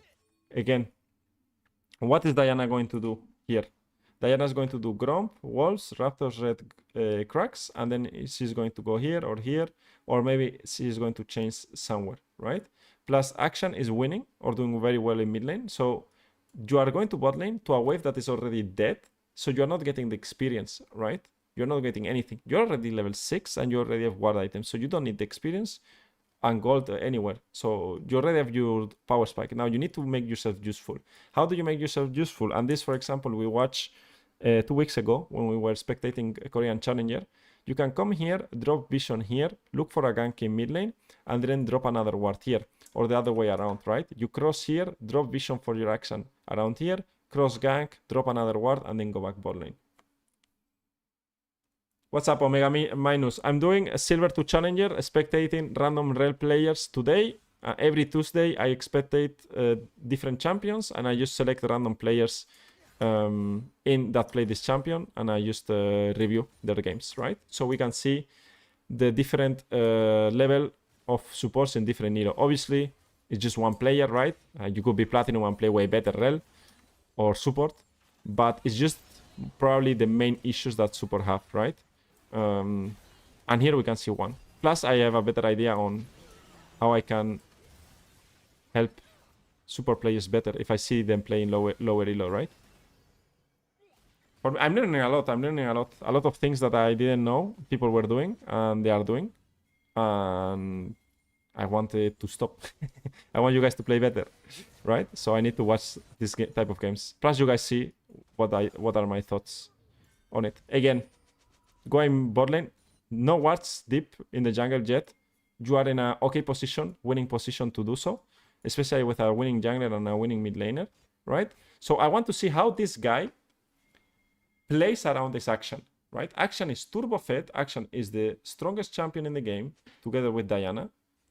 He's playing well. Errol is okay. Again, mistake, showing on mid lane. Why do we show on mid lane? It's the same thing. Come here and help Diana again. Now you are giving entrance for the enemy top laner to go on to Diana for no reason, right?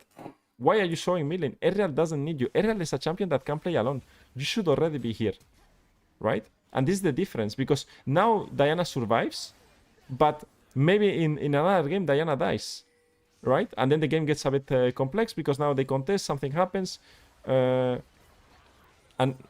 you need to be faster in those type of moments, right? Now, what do we have to do here, guys? Rell.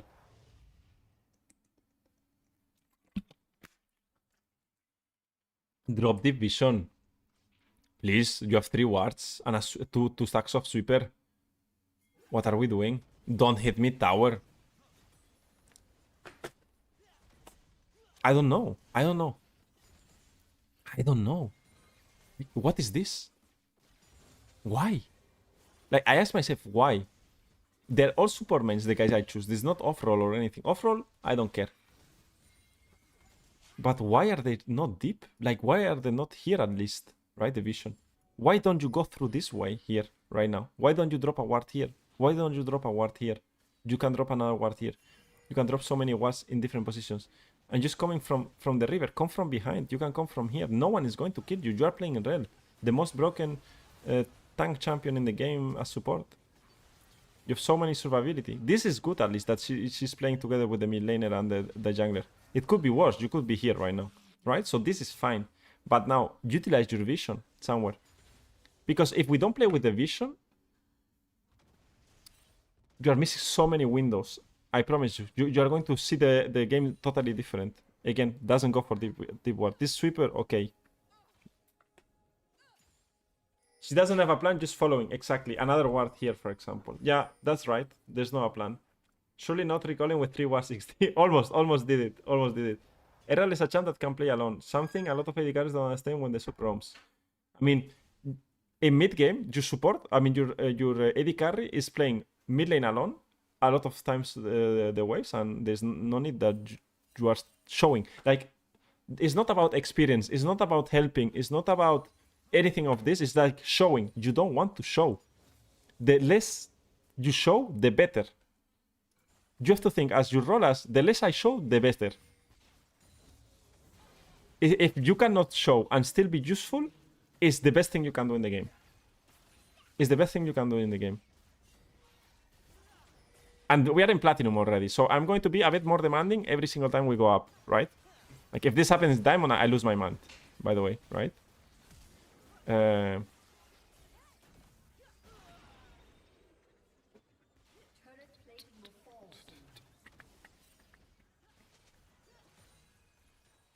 So here, not much to say. Like there is no job for Rell, right? Like she just didn't add anything to the game, right? When she opened them up, she also goes to lane. That's really bad. Showing there, gets XP here. Well, this is fine. You know, guys, see this ward is horrible. This ward is horrible. This ward is horrible. You don't want these wards. You want a ward here. You want a ward here, and you want a ward around here if you want to, right? But you don't want this triangle. This triangle doesn't do anything. Actually, these are really good spots for ping wards, not normal wards. You don't want a normal ward here. So we are not getting a ward in mid lane for sure. Here, this ward is good, at least. She had 4, so she dropped 1. Now it would be nice to have one here as well. Get rid of this vision. This is fine. You're going with action. The only problem is that no one is on the next mid wave, and that's not great. And now she's coming from a flank position, and now you get a good engage. You get the flash of Jinx, which is fine, and you get the Leona poked. And Leona's going hard still. I like that. Now this is okay because you had a winning play. And now here you should base already, right? Because you're not doing anything on mid lane. Like RL can play this wave completely alone. Look, this wave, RL can play alone. You don't need to be mid lane with RL here. Look what she does. Nothing, right? She could already base and play for the next objective and open them up. Let's see. All right, we're playing for Herald. Plant, good. Go to Arcane. Playing with Yorick. Too deep.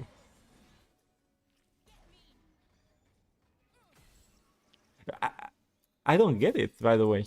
Why are you in a position already where you can drop a ward here, for example, pop this plant and a ward here and a ward mid lane? Like if I was Rell, this is my vision setup, by the way, this one, right? And what I would do is show here, and now these guys think I'm flanking, so I'm getting the pressure of them towards me, and then I just go out while Diana's doing Herald, right? But why are you so deep and decide that the best vision that you can get is here, right? Of course you are doing Herald and you want to establish shallow vision. That's what I always said, right? But here is an exception because Jinx is bot lane, they are mid lane, they are not contesting the Herald, right? And you want to not show here and hit the objective is really bad. I mean, you get the recall timer, no? If you hit it once, but well. Now you will have better information here. You will have information what's happening here. You just better. Random fight in mid lane happening for no objective at all. It's a common solo queue style. I will not say anything about it, to be fair. I mean, it happens in solo queue every time. You have to just fight. Let's see how we handle this. Hey! Guys, there's going to be a ward in mid lane, guys. I know, she's going to drop it here. Platinum. She's going to beat the Lulu. She's going to drop the ward in mid lane.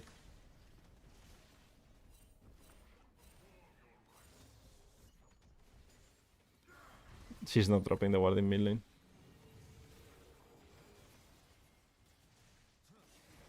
Again. She is? This is action, by the way. Is it action? Wait, is it action? It's action. Action drop the ward in mid lane. Yeah. Action drop the ward.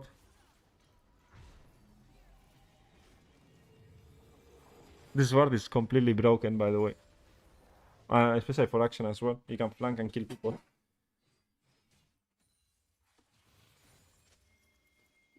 Now you see Jinx, you see Cassio. Now as Rell you can go from behind. Look, imagine you are Rell right now. Instead of opening mid lane, you open through here. You just use sweeper, or you open through here. You just use sweeper and you come from here. Pam pam. Dead. You can look for a good flank. Now you see Cassio and Jinx going. You see Cassio recalling. You see Jinx going towards bot side. Now you see Jinx coming back. And it gives a lot of good information, right? Good job, action. Only up to Diamond. You think? You think? No, I think Emerald Rell is going to drop a ward in mid lane. I still think that this Rell can drop a ward in mid lane. Again, showing on mid lane makes no sense. The same things, okay? So no need to talk about it 200 times. I'm just going to comment it. Showing on mid lane here, completely troll. You don't want to be in mid lane here at all. This makes completely zero sense. This tower is already dead anyways. If they want to, you want to be with Diana here, setting up some vision around this area. You don't want to be mid lane, all right? Or you want to deny the guys splitting on bot lane as well. You want to play with your teammates, the guys that are fed, and Rell will always be there anyways, right? And it's just mid lane fights, no? Not coming from a flank, not great. I mean, you have flash, so with flash, you can make a play. Maybe she drops a ward here. No. No wards. This, I don't understand why.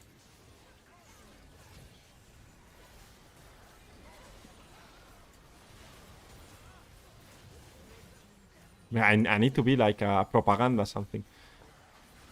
They win the game here? No. The same, I mean, what is the difference between this and gold silver, right? I mean, mechanically, I don't even think is... What was it? It's just the teammates are a bit better, no? And it looks a bit more coordinated, a bit more calm sometimes, but like again, opening towards mid lane, showing on the mid lane wave, okay, drop this vision here, drop this one. Not the worst, I guess, if you want to do Atakan. Guy died in mid lane, making a solo play without your jungler, super bad. You always want to incorporate your jungler in the place. Look where they are. Look where you are. Really bad. Always sync up with your jungler, with the guy that's fed in your team. Don't go alone. Don't make plays alone. Especially without numbers advantage. She opens towards the dragon. She drops a ward on dragon. There. Oh, yeah. Oh, yeah.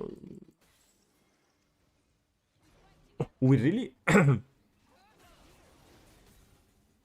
Hi, coach. What's up, Wi-Fi? Can't wait for the GM player. I think we skip GM. GM or Challenger. Yeah, we'll see. But... Okay. Is it really an issue to establish a vision on objectives? No. It's an issue. It's a true. It's a true thing, right? Look at this vision here. Why is this? There's no. Again, second time or third time in a row today that they get a cloth armor, 15 armor, instead of a pink ward, when you are going to do your third dragon of the game. And you are a champion that flanks, a champion that wants to be in fog of war, right? You want to be hidden. You want the pink ward for you, not for your team. You want the pink ward for you. You can put the pink ward here, you can put it here, and stay there, let them pass, and then come from the pink ward, right? It's not for your team. Like 15 armor, instead of being seen here, is way better. Now, how should you ward?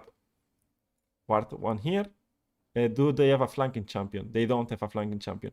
All right, you can drop some ward here, and this ward is fine, are fine. But these wards are completely useless, right? If you want to flank ward behind you, you want to ward here. Ay.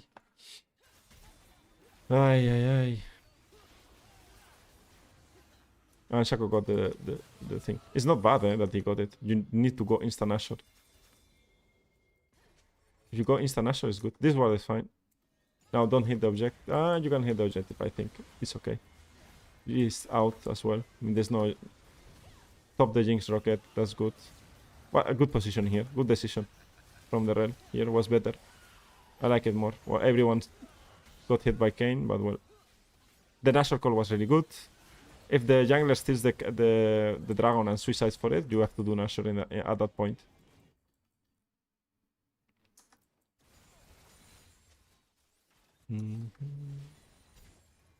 She has flash, so maybe we can see a good engage with flash. Nice. I think a bit too fast, but it's okay. They got the kill. Good. Pull the trigger. I think more confident on the engages, that's for sure, right? In later on, like that wins you games, right? At the end of the day, like you want that flash to kill that Jinx, right? And close out the game like this. If you don't do that, if you don't clutch it like that, then probably the game is going to take forever, right? At the end of the day, you win games by fighting. So you need to fight good. Right, nice. GG's. Alright. For now, for me, similar mistakes as the other elos, sadly. Sadly. It's very static in lane, very not moving at all from laning phase, not moving at all from mid game. I don't know. Not moving much. Let's jump from Plat 2 to Emerald 2. Let's go Emerald 2 or something like this. Emerald 2, let's see, page 56. What is 56? 156. 150. Emerald 2. Alright, let's go down. Let's see, let's look for a Rell player. Almost Diamond, I would say. Let's go a bit Emerald 2 mid pack here. Doesn't really matter, right? It's the same thing. It's one winner though. This guy plays Emerald 2. He has been Diamond before? No. No. Oh, this guy plays Rell, but he has not played a lot of Rell. Also, he has like a very bad win rate, so he has been Diamond 1. I want to try to find someone that has been Emerald and like stays Emerald for a long time, right? So we can both review that guy. Coach, do you ever live stream your paid coaching sessions? Will it be possible to also stream while receiving coaching? I mean, I can stream while getting coaching, but normally I don't stream my coaching sessions. But you can see my coaching sessions in my supporter, I don't know, supported page, right? I don't know if it's there. I think the tier 2 and tier 3 can see my coaching sessions. Some of them I upload them and you can see it. So you can see my coaching sessions there. Like it's a Patreon. But right now I don't the link is not working, I guess. You can see on my Discord, you can find it on my Discord server.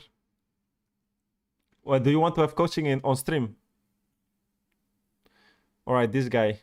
Mago del Balón. So he's Spanish, no? He was Diamond 4 pick. He plays a lot of Rell. Also a lot of Yana. We could spectate this guy, no? This guy? Ace? 7-6-12? Can be good, no? This game can be good. And he lost. Why did he lose? Oh, his jungler was a bit inting, no? This guy was also like really strong. Should we watch this game? Or which one should we lose? Downfall. You can watch that. Yeah, you can. We can talk about it on Discord. Let me know. Seraphine, I don't like this Seraphine one. I think this one can be good. I like the comp that they have as well. And he's like moving around the map. Let's see this one. If he could have won this game, no? Should we look at this one? If he could have won this game? Let's go for it. He's Spanish as well. And he has a Rell icon. So I'm excited to see that. Let's go. All right, Emerald now, guys. Emerald. All right, Emerald. Rell player. OTP Rell almost, no? Is it OTP Rell? He's a Rell player for sure. So I'm excited to see this one. This one is a loss. 7-6-12. Good combo with Kai'Sa. Is he Premade? Premade? Yeah, he is Premade with the Kai'Sa, I think. Or not. Yeah, he plays with the Kai'Sa a lot. So he's Premade bot lane. So we got a Premade bot lane against a Premade jungle top. Now, I got asked this question so much, by the way. How can I carry with my Premade when everyone is inting? So now we can see if they could have carried the game. So now we could watch like as Premade bot lane, how they could carry this game, right? Now this is exciting. This makes me excited, you know, because now I know they are Premade against another Premade. And they are Premade bot lane. So again, is he going to cover the Tribush together with Kai'Sa? That's my main question. Or is he going to drop a ward on the middle bush?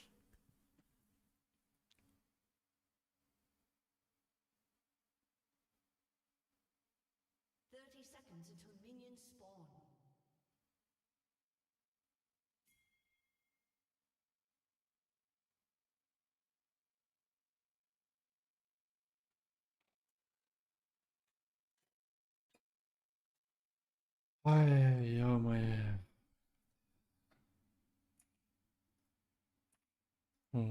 Well, it's okay. Keep going.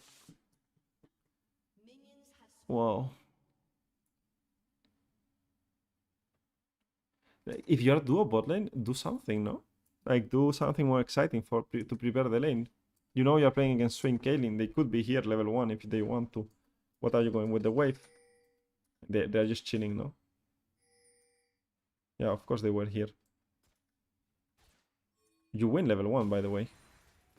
Oh my god. They win hard level 1. The Swain. What is Swain going to do? Wait. Pause. Amumu invaded? No, Amumu invaded his enemy raptors. Okay. Giga Chad Amumu. Okay. Yeah, I mean, he invaded with his top laner, no? They did something level 1 and bot lane didn't do anything level 1. Alright. The wave is going to crash. Yes, is unmounted, so he can do some look for something.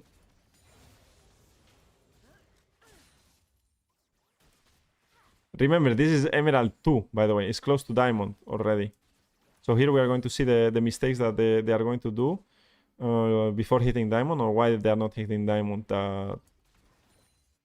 Here you want to step up a bit. Like, you don't want to be this scared. Like here, for me, this is my comfort zone. Like with Rell, you want to... Like here, for example, W flash. And she's dead, the Caitlyn. She gets tower aggro as well. Looks like my game's in gold so far. It does.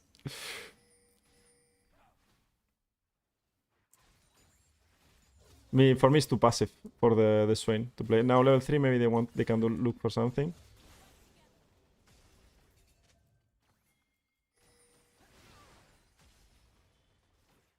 They lose the prio against Caitlyn Swain. Swain got a first kill. I think Swain is not being threatened enough. I mean, he should get punished. So.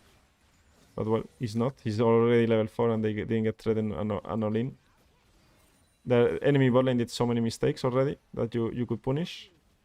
But yeah, I mean, Kai'Sa's no range. Rell is engaged, right? But Brand wants to full clear, so they are not going to get help. So they need to figure it out together, what they want to do together to get out of this situation. But if they don't start to play the game at level 1, it's super difficult already. Do we get the mid ward? I don't know. I don't know if we get the mid ward. We'll see. Maybe we don't get it till Diamond. Here you want to unmount and do the same, right? Threaten the W flash while they push you under tower. Now here it's a fine opportunity for a W flash Q when Caitlyn auto-attacks. Like here, for example, Caitlyn is going to auto-attack. Yeah, but...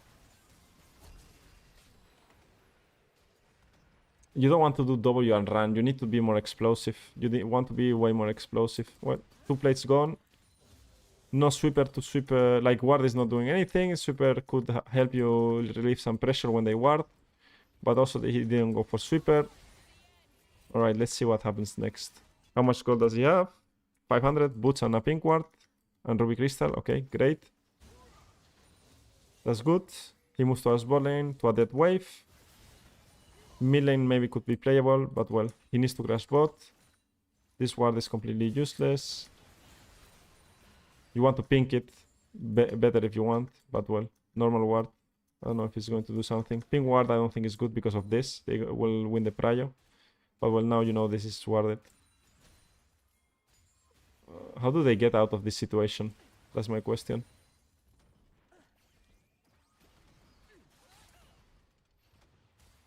Again, they need a good engage by Rell. She's taking so long to do it. As they are getting lower and lower and lower.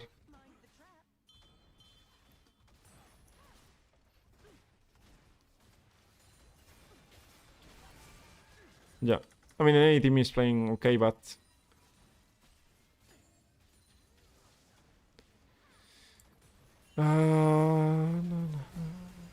They're just too passive against this type of lanes. Should we talk about what are the windows that they can take? Or I mean, it comes by early game, like level 1. Already you have to have a better setup. You know that you're in a bad laning phase, but instead of making sure that you are going to be in a good position, they didn't do anything level 1. So they don't have a plan when they go into this lane, right? You want this warded level 1. If they're in this bush, you fight them, right? You are going to win is Swain. Swain has one ability and has no damage after that, right? Plus you can dodge the ability very, very easily as well. So it's just a complete stomp in lane.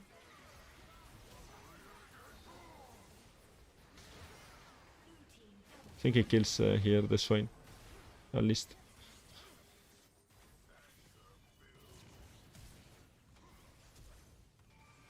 Okay, they get some kills. Okay, come back in the game a bit. I mean, it's still 4k difference, right? He doesn't have the... I mean, he gets Swifties. Opening bot lane doesn't make too much sense, right? That's good. He's moving around the map. He should be around mid lane here. This ward is better. Now Yasuo coming here. It's good to go towards bot. They should kill Yasuo. Yasuo is kind of trolling, but he gets out. Miss the W, Q. I think they will still fight now, the Yasuo. They cannot kill him. But do they punish Amumu? I mean, Amumu dies, right? Their enemy team is overextending. Okay, no, Amumu's smurfing. Rell also died. Wow. It's a bit of a disaster game, no? But for them being duo, very weak. Very weak laning phase. Very uncoordinated laning phase. Not looking for solutions on the laning phase at all, right? So, yeah, they just got stomped by double range. And they didn't know what to do.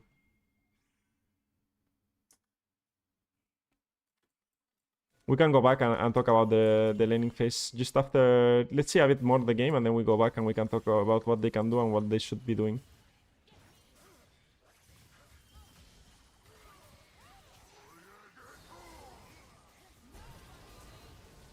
I mean, this doesn't look that bad, attacking Silent together with Brand. He was faster than Swain, so that's positive. He gets double kill. He's 3-1. I mean, he's going to die here. Let's see how he plays with the vision. Does he get out? No way he gets out. No.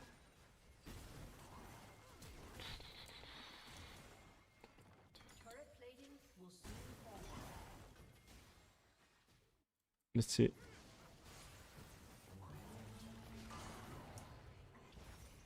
I mean, this game is a bit hard game, no? But the hard games are also like, let's see what they can do. It's just from laning phase. Laning phase was a disaster.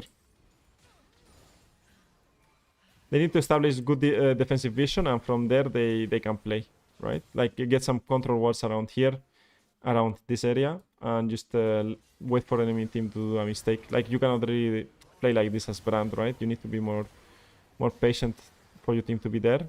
But a couple of kills is not bad. Like, here, this is okay. Unlucky that Rell was not there at the start, but yeah. Right, so I think looking for kills in Silent will be the best. Will be the best thing to do. Ward and Raptors, that's an improvement already that we have seen. Showing on mid lane, not the greatest, but well. Where are they going? This ward is fine. Oh, he's not getting the roses. They're not that far. I mean, Ornn is tipping. You see how this ward now helped Ornn to have a good flank TP? I mean, maybe he's not going to do much, but it's a good position for him to ult if he has ult. Ornn has ult, yeah.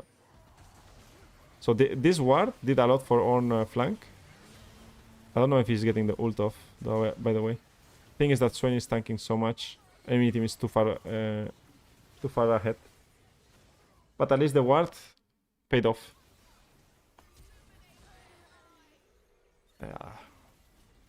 No much. I mean, they are super behind. Not the best game to watch Rell movement around the map. But I think they can come back. They can do something. Now, going through Silent, this, for example, is way better. I mean, the guys is top lane, but this is way better than just being here mid lane and not doing anything. This looks good. I mean, Swain also is here matching because he knows. But if you are, for example, playing below Emerald, people don't know this that much and will not attack Silent that much. You can get advantages like here, right? Like here, for example, Amumu was a bit late. Maybe they could get a bit more. And enemy supports will not move to Silent that fast, right? In lower elos. So if you are the one moving, you're getting so many advantages already. Of course, here both supports know a bit what to do, so it's just matching, and of course they are fed, but they still got a favorable 3v3-for-1, right?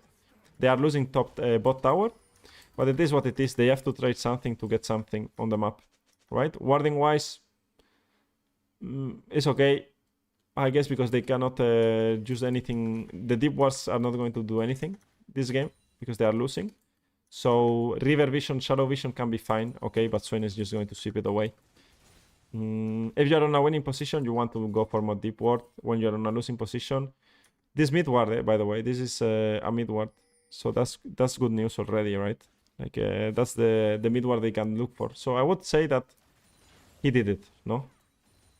I think he has the knowledge that he can drop it on mid.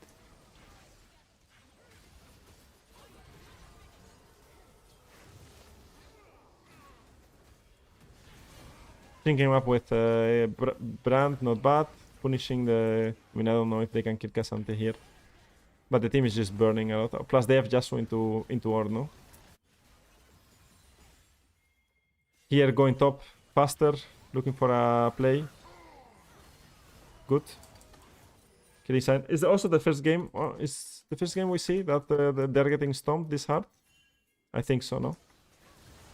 I will for sure buy a pink ward instead of a ruby crystal. I think is way better for vision setup. And when you want to come back into the game, they're still 6k behind. Guys has 2 items, which is fine. He has flash, so let's see how he plays with the flash. First target kill, good. Kaisa gets all in. Kaisa should also play probably with cleanse this game against Swain and against Amumu. I think cleanse is pretty good. Also, Kaisa wants to play with cleanse, no? Because you risk that the enemy goes with exhaust, and if anything goes with exhaust and you have no cleanse with Kaisa, it's a bit bad. I think the game is just too hard to play from here. But I like the attack in side lane. I like that in mid game, that they are moving around the map and going through side lane. I don't like not buying control wards when you are behind, especially when you want to come back and set up objectives. I think that's not good at all. Yeah. Enemy team has a ward in mid lane? No. Do they drop it? Swain drops it? No, Swain doesn't drop it. Swain doesn't bother. And here the game is completely over, right? 10k behind is complicated. Like every tower is up still. So no need to watch. I mean, it's not long, no. We can watch the last fight. They're doing Nashor. But, I mean, Casante can just tank forever. Also, a really good game for Swain, no? I mean, not really... I mean, they have Ord and Rell, so that's good for Swain. Melee champions. Kaisa also is not, like, longest range. But yeah, the game is over here. Alright, let's see how they could have played the laning phase a bit better. So first of all, you don't want to FK. If you're playing against double range comp, like Caitlyn and Swain, for example, in this situation, you want a ward here, right? You want to drop a ward here at level 1. So this doesn't happen, right? If you drop a ward early, right now, you already have this warded. Now, they are going to go here. Now, everyone will see they are here, so Mel can move from mid lane towards bot lane, and you can get a free kill, double kill. Now, why is this so important? Is because you kill them or you get their flash or you get both. If you get flash against Caitlyn Swain, you're going to win 100% because they cannot perma push without having the risk of getting ganked and not having flash, so they cannot really escape, right? So taking away flashes from bully lanes is very good already to do. The sooner you do it, the better. Now, this ward could Rell could put it down and then base and get a sweeper. Why sweeper? Because they are probably going to set up a lot of vision around these 2 bushes, and you can clear that, right? So here already they should have lost the trade, Caitlyn and Swain, because they cannot like really win. And also you are getting hit by Ease randomly, so you don't want to be using your potion already with Kaisa, right? At this moment. Now Swain is going to go for this ward, and now Rell what could do is that she could sweep this ward. Not now. She could wait a bit. she could wait a bit. Like these waves are not they don't matter that much, right? And plus, I don't think she has the super now if she warded this early. Now, in this situation, you sweep this from them, and now they will say, oh, this is all dark, right? Now, they are able to perma push you because you are perma pushing all the time. They are perma pushing with vision, so they are safe, right? But if you get rid of this ward, now, as Rell, you want to get rid of this and position yourself in this spot here. You don't want, against double range, in this situation, to position down here.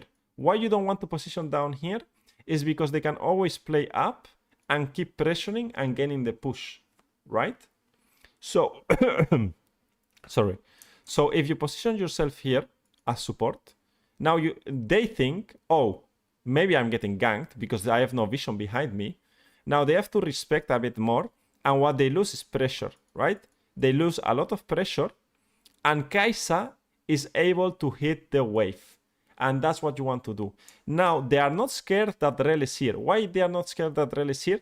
Is because even if Rell goes in, Kaisa can never follow. So if you pay close attention, what they're going to do is they're going to play the wave. They get level 3 first as well, and they're going to keep pressuring, and now there's nothing that happens. Now, now they see Brand, so they know exactly what's going on. And if Rell was here, there are two options. They back up, which relieves pressure for Kaisa to farm, as I said before, or they are going to go towards Rell. So Rell just goes back off, and this also relieves pressure from Kaisa that can keep farming. Also, getting rid of this vision means that they probably have to respect, and if they go towards you, now Brand is behind you. So you could have a scenario where Brand is sitting here, you are sitting here, and the enemy wants to go for you. What do? You engage on them, Brand appears, and Kaisa goes here. Now you will kill them or get rid of their flashes. Most likely you will kill Swain, right? Because he has no escape. Like, he can flash out, but it's too late already, right? He's going to die. So you are putting yourself in a better spot. What happens? They don't do anything, right? They let the enemy bot lane to free ward, put vision. They see exactly what's happening, so they can dodge the gank. Now, once the gank is dodged plus is Brand, right? The problem is that while you're playing with Brand, it's such a weak jungler to gank that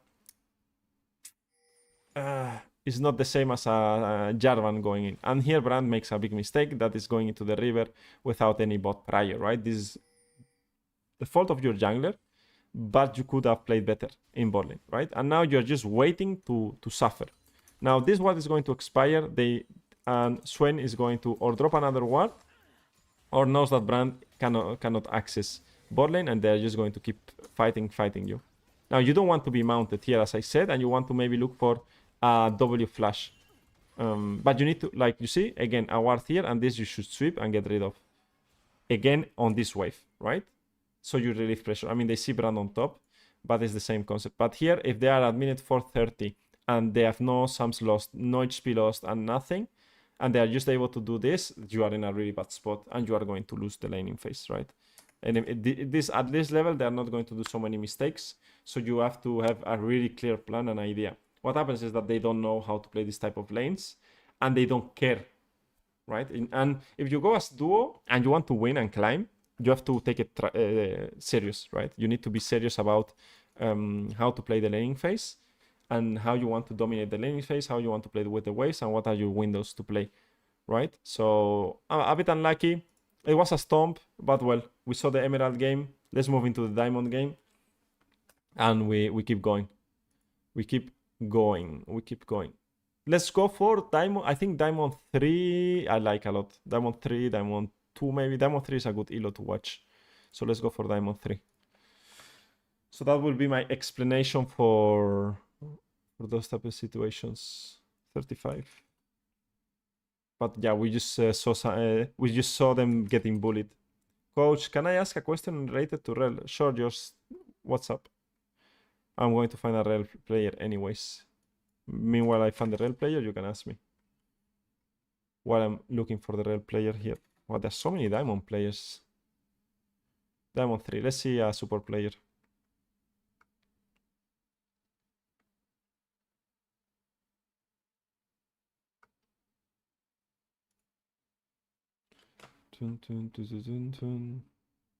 Here, this guy plays Rell, but only 19 games. I want someone that played a lot of games, like not a lot, but a couple of games already. We are in second month already, like almost 6 weeks already from the season's start. So here, for example, I want more games, a bit more games. We will find. I mean, Rell is very popular in Diamond, right? Or in general, is very popular champion. Got nerfed this patch, but I still think it's okay, an okay champion to play. 16 games, plays a lot of Rell. Rise. Let's see how many Rell games he plays.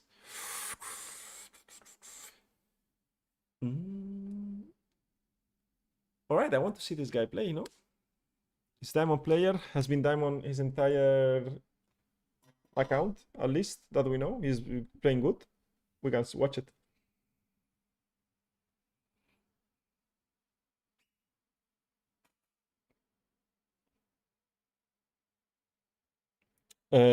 What's the proper way to use Nashor, you ask? Let me check. The proper way to use Nashor is, I have it in a short, so I can send you the short and I will leave it there and you can watch. But the proper way to use Nashor is that you don't want to siege mid lane as 5 or 4. You want to usually siege a side lane, right? You want to be here or here, because here you cannot get flanked. If you siege mid lane, you can get flanked from here and here.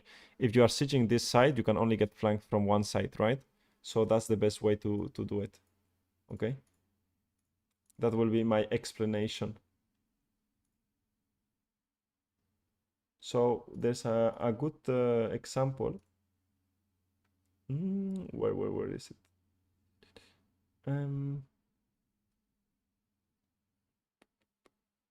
How to play Nashor in solo queue. Here. This is how to play Nashor in solo queue. I will send it in both chats, so you have it. This is how you play Nashor. I mean, it's just a short. I mean, I explained it a while back, right? While or was streaming. Someone asked the same question. So yeah. Okay, let's go for the next one. Diamond already. Diamond. So Diamond. Which one we should look for? This one, it looks good. Is he playing duo? He's not playing duo. So I like this one. I think this one can be good. Or the this has been 1 month ago. It's 21 days ago. We cannot watch these games. 21 days ago, we're unable to watch. We're unable to watch this guy. This guy. No.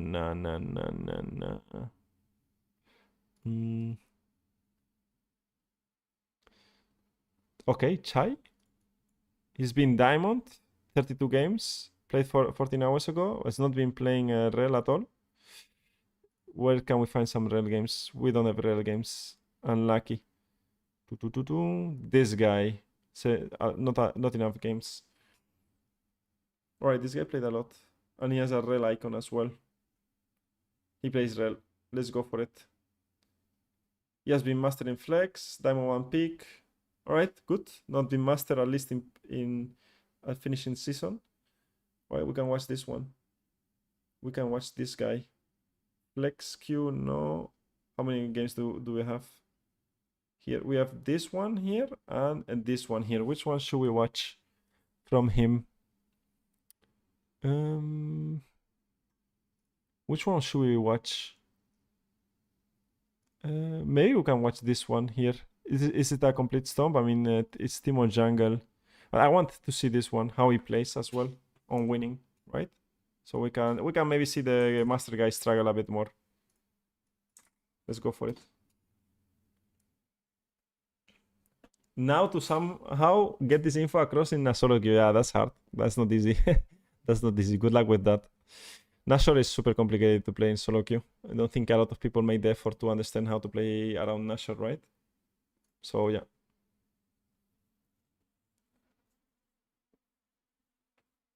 All right, let's go for the Diamond player. Diamond player. What are we? Let's set. Now people are invading already here. And blue side team is invading. Wait, this is the game he lost? This is the game he lost, I think. I want the game he won. Yeah, this one, it was the loss. I want this game. I want to watch this game.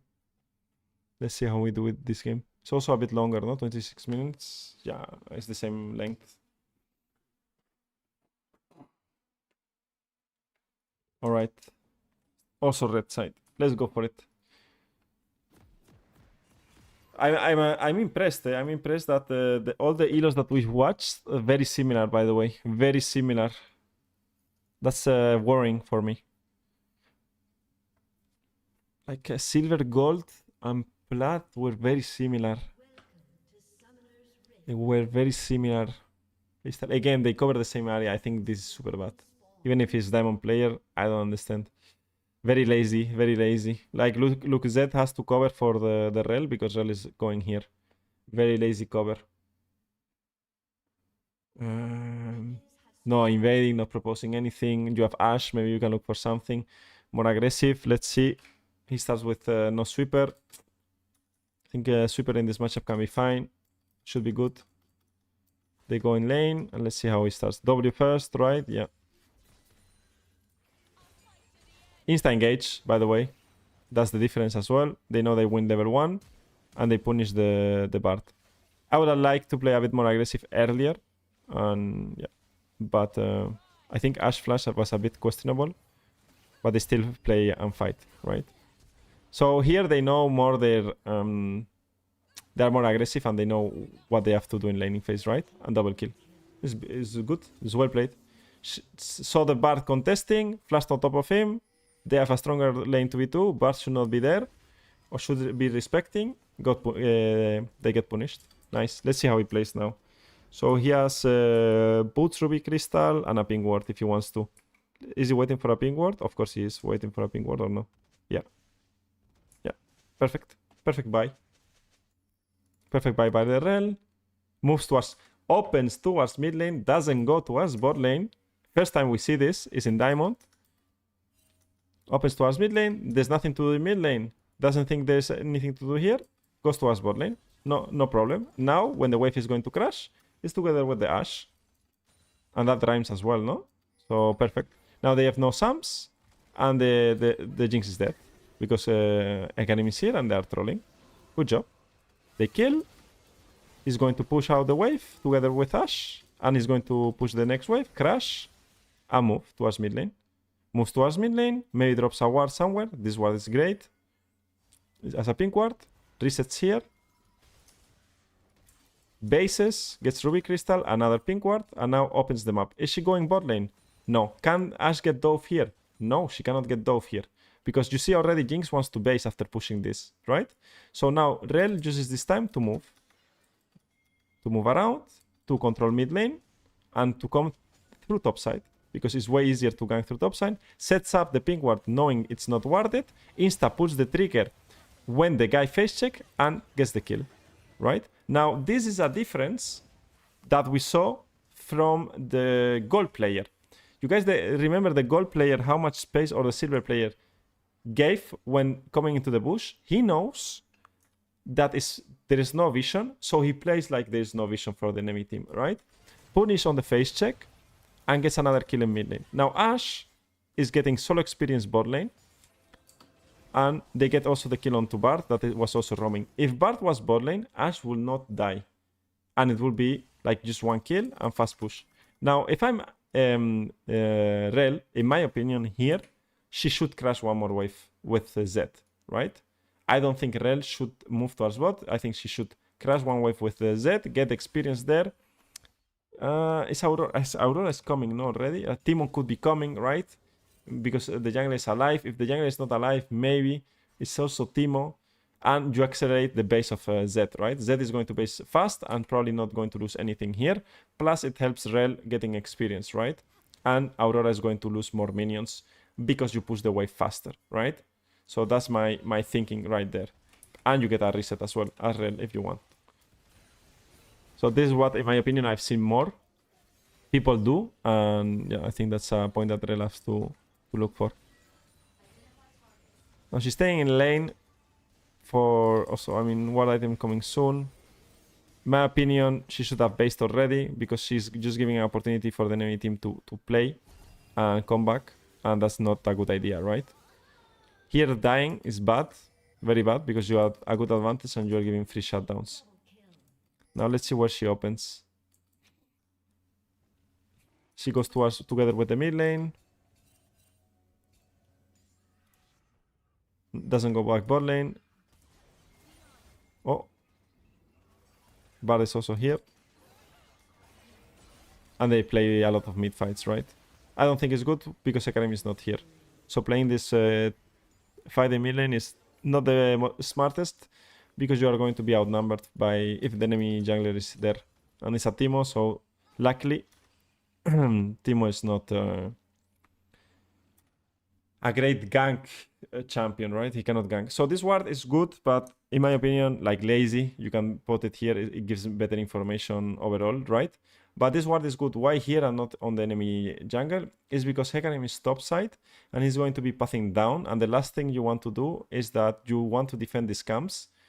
And the last thing you want is that Teemo steals the camps, right? So this ward is going to protect Teemo.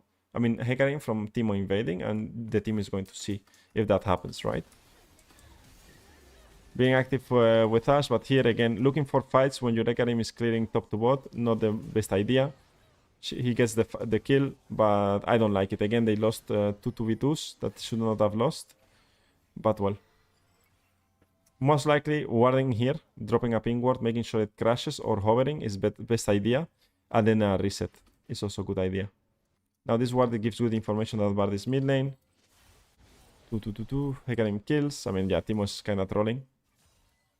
But you guys see, she's not opening bot lane, she's directly opening towards mid lane. And from here, she has ward items. So now she bought 2 ping wards. It's okay to buy 2 ping wards. I will not buy 2 ping wards, right?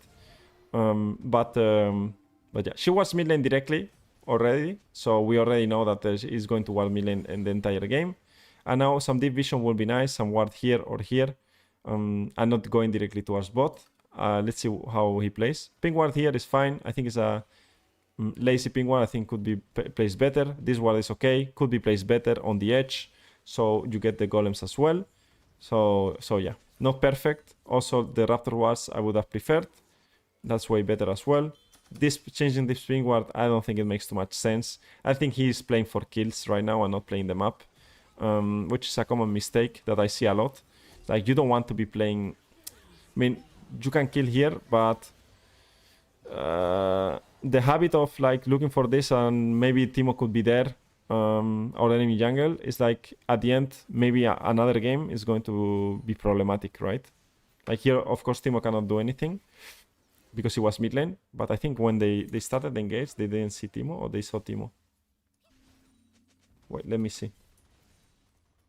They changed the ward here. I mean, he's going to clear it, so changing the ping is actually good. I didn't see that. Changing the ping can be good. I mean, he's going to clear it anyways. But here he doesn't see Teemo, right? And he just goes in. Now they see Teemo, but they are already committed. So if now Teemo shows from here, it can be a problem, right? So yeah. Okay, let's see. Crash the wave. He doesn't play the crash. Ash doesn't need him. Moves towards void grabs. Let's see how he plays around the void grabs. Ward there. Clear the ward. Goes for deeper vision. Deeper vision. First time we see it today. The guy that was Emerald, we didn't see the opportunity because he was too far behind. But good. Now they swap. Zed is going to go bot lane. I mean, it's a bit early to swap. They can do it. And also, like, they are very confident on like this type of dives to do it, or they're not scared to try to look for them, which is okay. I mean, here maybe can be a bit int, who we almost died by the rocket, but it creates opportunities where, for example, Aurora is not full HP. Aurora is like uncomfortable. Ashe is still strong, so they can look for plays. And now Teemo died as well because of that. Comparing to the Emerald players that just let the enemy bot lane perma push, and didn't look for anything. Like, you have to take some, like, be aggressive, right? Be confident on on your play. And also, like, you see how low he is and still goes for a play. Most of the players that most of the Rells that we saw didn't go for so many plays, right, when they were low. And this guy is staying on the map even if it's so low, right? So even if you are low, you should not be scared, because you know who's on the map. Like 3 people are dead, you are not scared of dying here, right? Or you are not on a bad position. So that's something that you guys can take away from like higher elo compared to low elo. Yeah, it's just a good habit to have. Like if you are doing if you do anything, do it correctly, right? Like do it 100%. Why would you put a ward that you could do it better just by clicking in a different spot that costs you nothing, right? You want to be just the best version of yourself possible, right? So that's what you have to look for. And what my tips most of the times are not hard to do, right? He's going to renew the wards probably on side. I don't like the mid being too much, but well, he opens mid lane, then stays a bit here without a job. Now, I'm not too fan of like going here exactly to help Swain. It could be fine if he's strong and he can avoid the dive, but they're not really playing on any waves, enemy team, and your team is doing the dragon. So at this moment, I would use this ping ward to drop the vision here and maybe punish the Aurora together with Zed and Ekarim. Because now Zed is going to go bot lane, and instead of being here on top, you could already be like dropping a ward here, and being ready to punish the Aurora, because Aurora might go for another wave in bot lane, right? So if we pay attention, Aurora might go for this wave or might go to get vision here, right? And you can punish that. But if you are in this situation, you cannot really do that, okay? Aurora is not going for this next wave, but probably in other heroes she might. And also Zed is going to push without vision, right? So you don't want that to happen. I mean, here she punishes a bit the Jinx, but it's just scaring Jinx. It doesn't do anything. Nice try for Arrow. But here we lack a bit of vision. I've noticed in my games recently, I back way too often. I'm taking effort to try to stay on the map for item and gold. Yeah, it depends. It depends. If you can keep playing, it's a good thing to do. Good thing about Zikes and Ultimate of Rell is this. I mean, if you have no flash, I mean, she has flash, but she doesn't want to use it. It's very annoying. Now, let's see how she plays after. Ward in mid lane. Perfect, right? Most common elo to ward mid lane, Diamond. We have not seen, for the Lulu and for Rell, before Diamond, we have not seen mid lane wards. Good deep ward as well here. Obviously, Bard knows, makes it a bit obvious. You don't want to make it obvious at this level, because now Bard knows that is warded and can just sweep it away on his next sweeper. Or pink as well. So you don't want to make it too obvious. It's going to be a complete stomp. Here, of course, hitting mid tower is what we say always. It's pretty criminal. You don't want to be hitting mid tower at all, because you can get collapsed, right?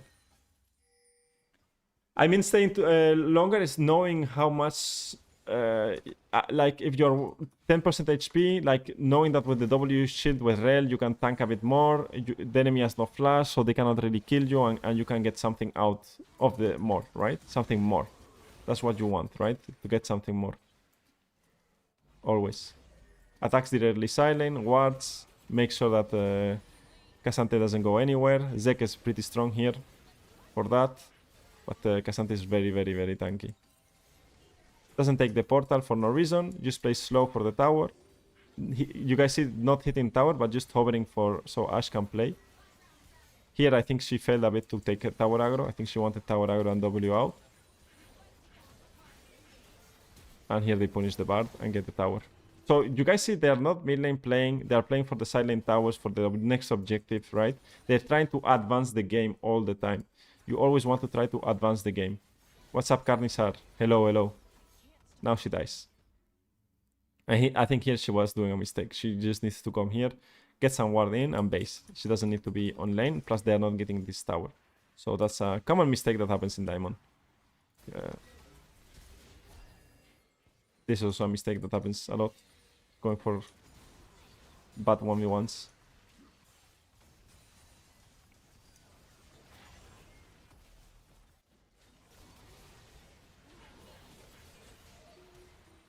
Also uses super well. Ward. She's going to ward mid lane now. No? Yeah, she was mid lane. I like it a bit deeper here, but that's alright. I think the ward could be placed here. She's scouting for wards. I think she will drop another ward mid lane. There is no way she live with that ward.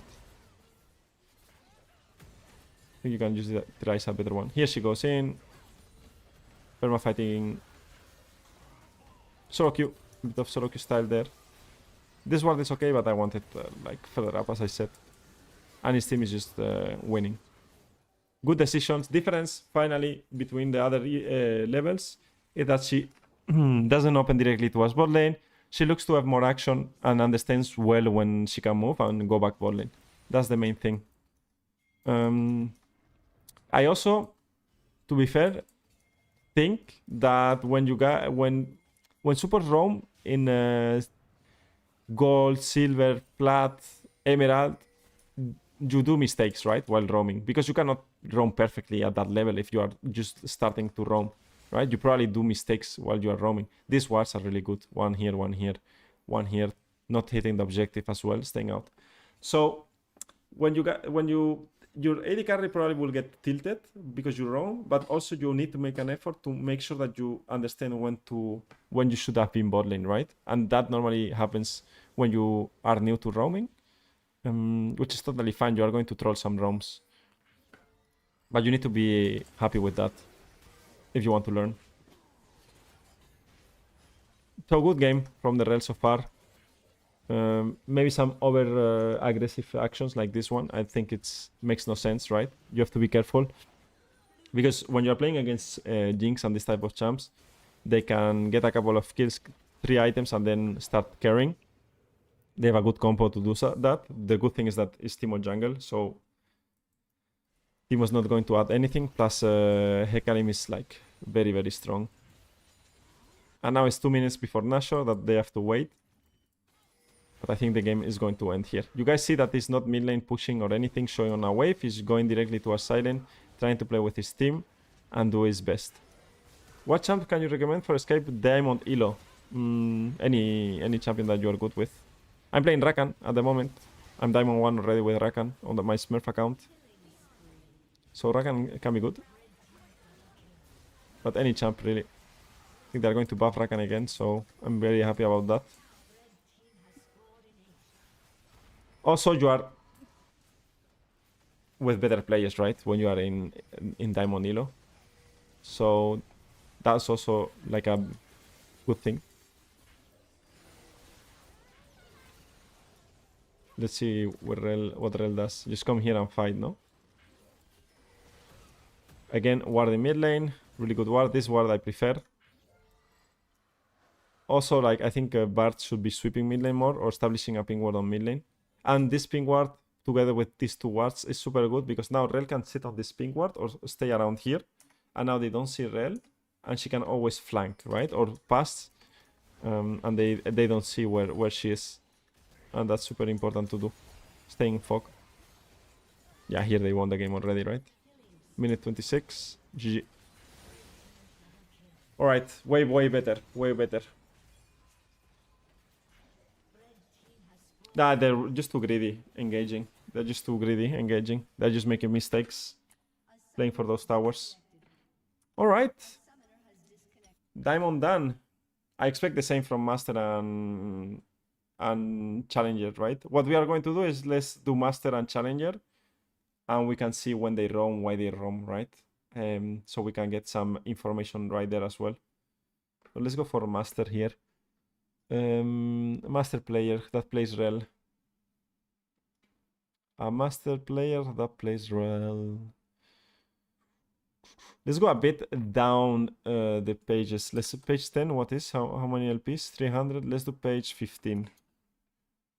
15 is 300 still, or there's so many players. Page 25. Page 32. This one. Alright, let's see this one. Probably a lot of Rell players here. Rell abusers. Plus they also need to play a lot of games, right? This one. This one is playing Rell a lot. This only plays Rell, by the way. Alright, we can get this guy. Now let's see the matchup. Which matchup should we watch from this guy right now? I like this one. Jinx Brown with Twitch Rell. This one is good. I think this one is pretty nice. This one is resilient. The brown one. Right, let's watch this one, the brown one. 31 minutes. Let's go for that. The brown one, for sure. Or versus Soraka.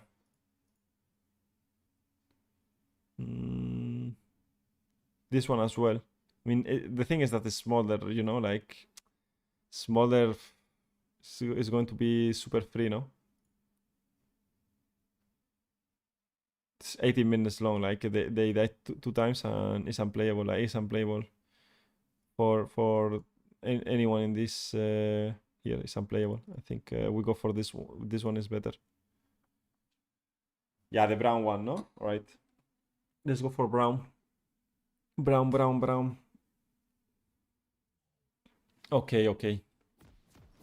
So they could invade. Blue side team could invade. Let's see where they cover. I think no one covered correctly, no, yet. So let's see if red covers or they do something. Yeah, brown, they're going to probably invade. We are in master, okay? We are finally in master. She covers correctly. Of course she covers correctly. Twitch also covers together. Maybe they're scared of brown thingy, but they need to ward. I don't know what Twitch is doing. But yeah, they can stack and ward one side. But well, they are together in the same bush. I mean, today everyone was together. Yeah, Twitch is FK. Okay. Yeah, Brown missed the Q and he's out. But Twitch was on Facebook. Twitch was chilling.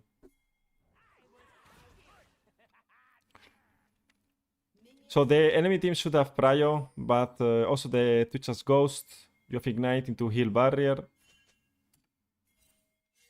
Red side team gets the first kill.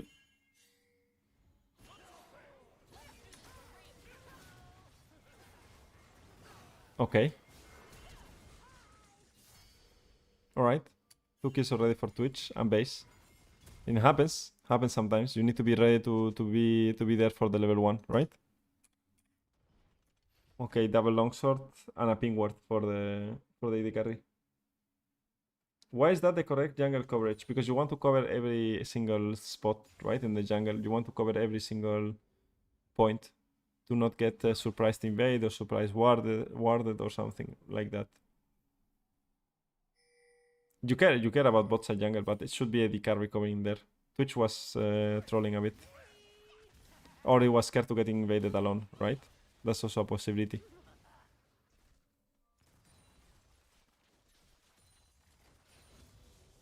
In Rell just hit level 2 because she had no experience because of level 1.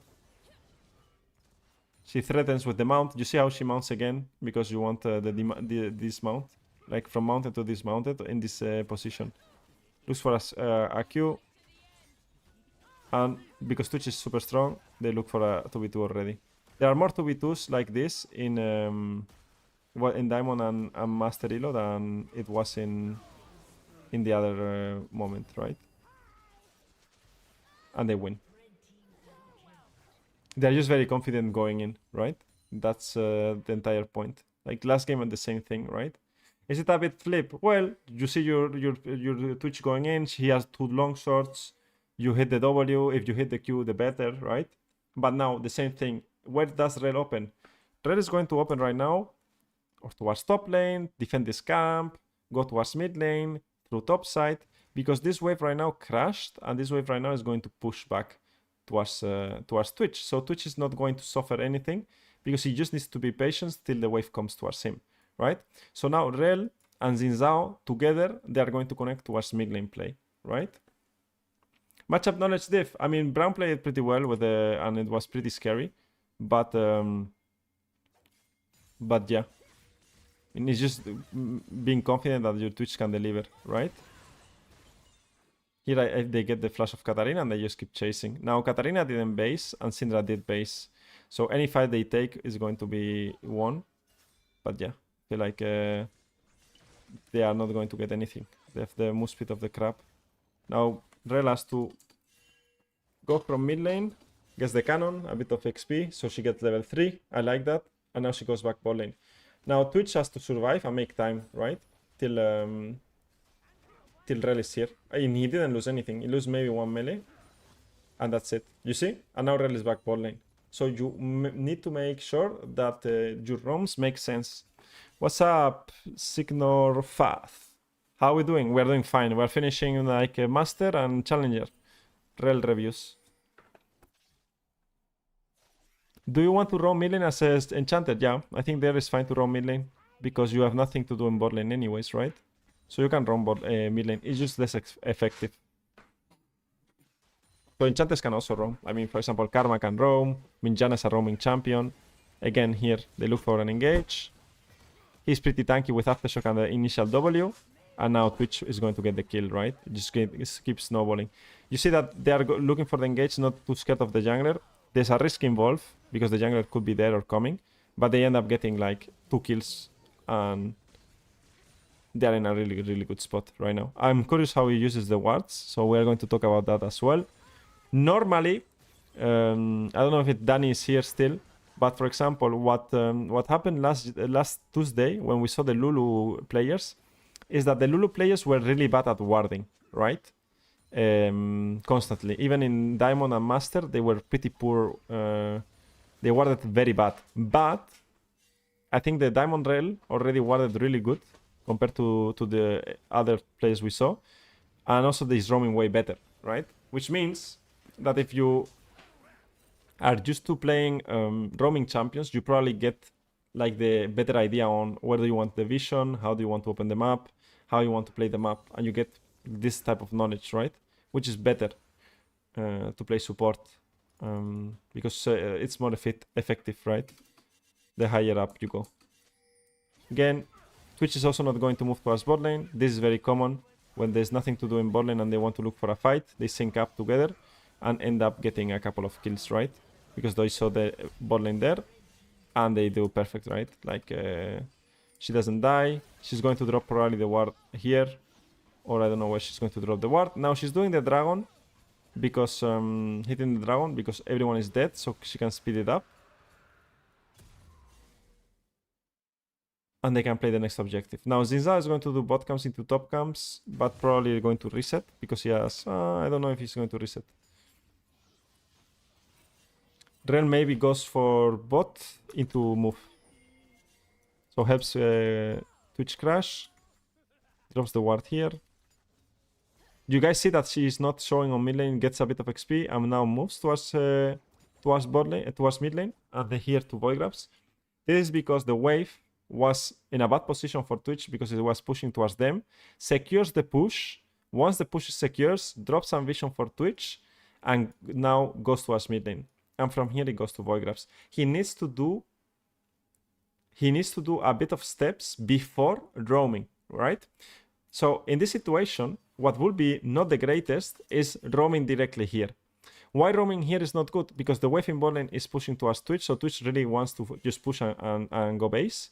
And Zinzao still needs to do camps, so you being here with Rell right now will not make too much sense, right?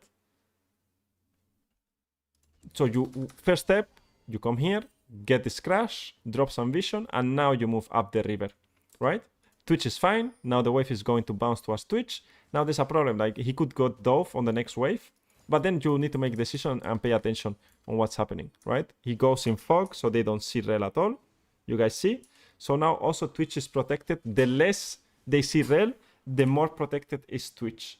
Now, Rell sees that Braum might stay bot lane and he needs help, right? I think someone is pinging help, probably Twitch.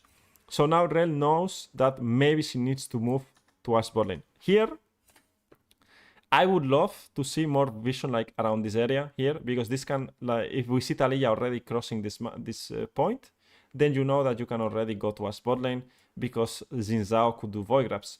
But because you are not warding here and Taliyah is there, you see, like, I'm just that good. No, I'm just I saw too much League of Legends. If you had to drop the ward division here, you would see Taliyah. I'm seeing Taliyah here, and she could cross towards here, towards bot lane, or towards like her own jungle, and then Xinzao can make a decision. And you can also make a decision, because if Taliyah is seen here and she goes to Void Grabs, you also know that it's harder for them to dive Twitch, right, as 2 instead of 3. So I'm missing this ward, right? I'm missing this ward right now to get more information. Now they know where Taliyah is exactly. He flipped a Q. And Shen ulted as well, I think. Yeah. Good roam by Brown. And this ward could have saved the mid laner. When do you go Halo Blades or Electrocute on Rakan? I go Halo Blades on Rakan when I play with Xayah. Sometimes I click. Or I forget to change. I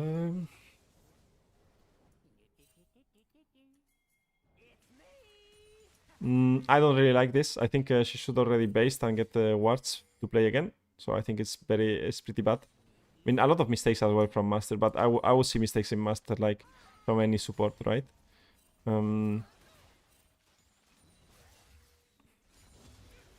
She gets level 6. I think she could be here right now when the wave crashes and be in perfect condition to spot where Taliyah is, to get more vision on the camps and so on. I think this is not the greatest. Too much time without basing. Now they go for mid lane. But well, they scale really good. Twitch is 8 kills, but behind in farm. Also, they have a really good comp. Xinzao is really good with hyper carries because creates a lot of space for them to play and hit in team fights. Wow, almost dead.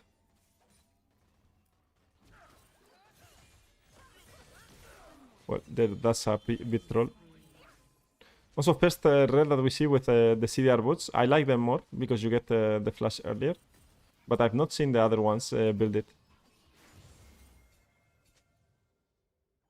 Thank you, Josh. Appreciate it.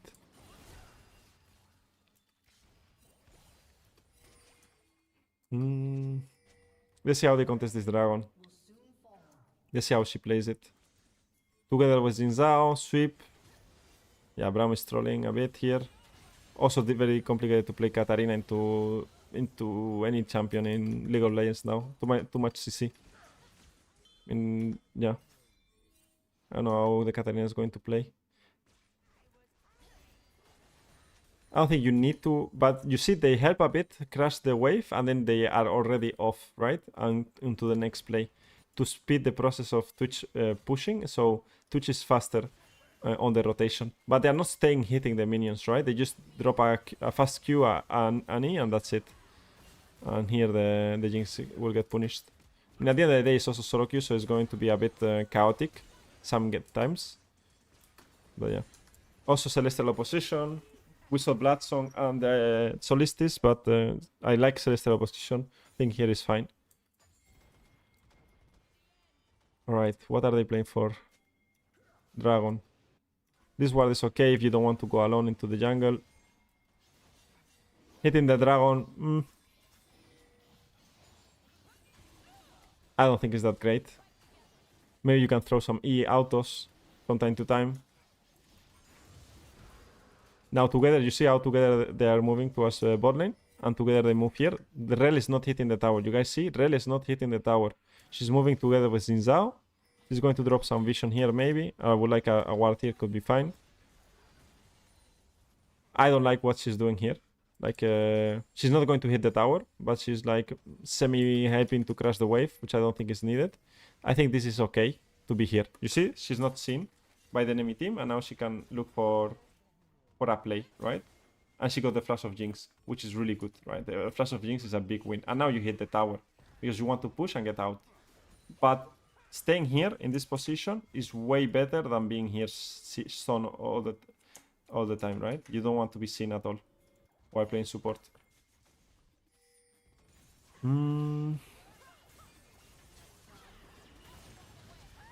Gets another kill.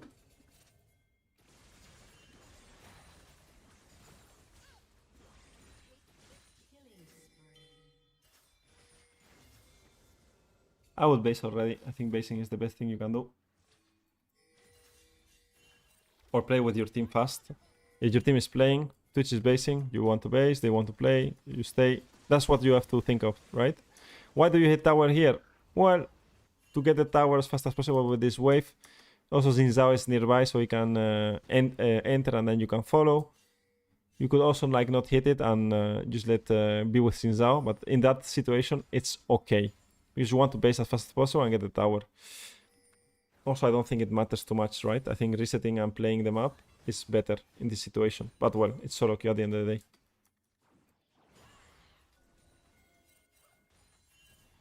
You guys see, he doesn't show on mid lane anytime.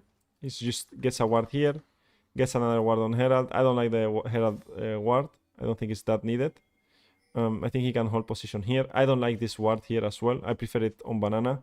Someone should ward this from his team, but sadly Twitch is not getting a ping ward. Maybe Xin Zhao could.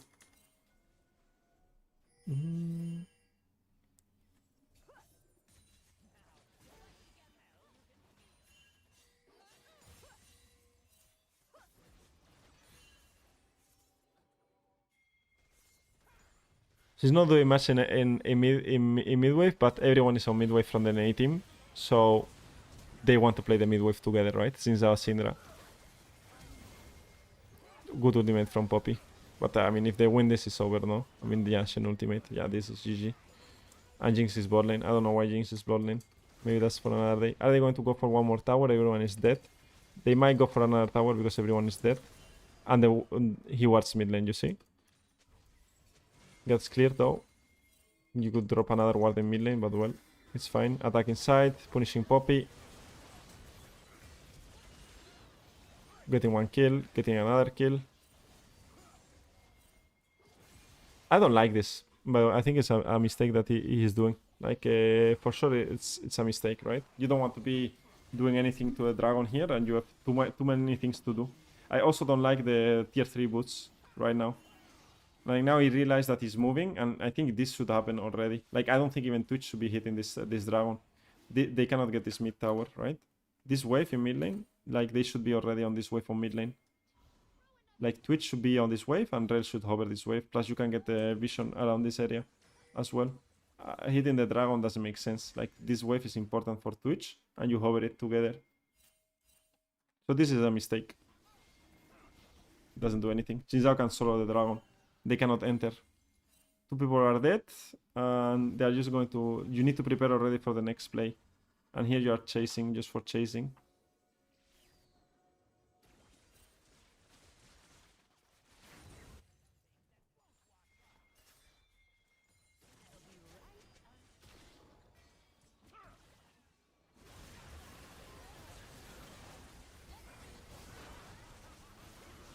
Yeah, I mean, it turns out good, but there is no setup, right? I think the vision is also poor and the setup is also poor from Rell. Could be way better for the team.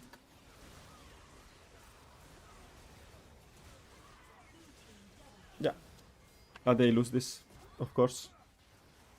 It's very improvised. It's very improvised and not respecting a lot of stuff going on. So yeah, it's normal. And this is dangerous because Jinx getting kills. It's good to come back for them. They get attacked as well. I don't know if they are going to waste a lot of time and HP here. She's doing good. Also, she goes this one, interesting, Verdant. Verdant is not a bad idea into Poppy and Taliyah, by the way. Because you can just jump in without it being affected, right? So that can be a smart idea. Playing Verdant, actually. I'm going to copy that. It's a good idea, no? To go this barrier. So you have a shield to just use the W freely. Plus they don't have a lot of range to get rid of it, right? They have Taliyah Qs, but if you find a good angle, then you are always able to combo. Right? Very interesting, actually. Very interesting. They just lost 2 fights in a row. Because of like staying here FK, not contesting mid, and just letting the enemy team play. And you don't want to do that when you're winning. Let me drink some water or I'm going to die. Ay, ay.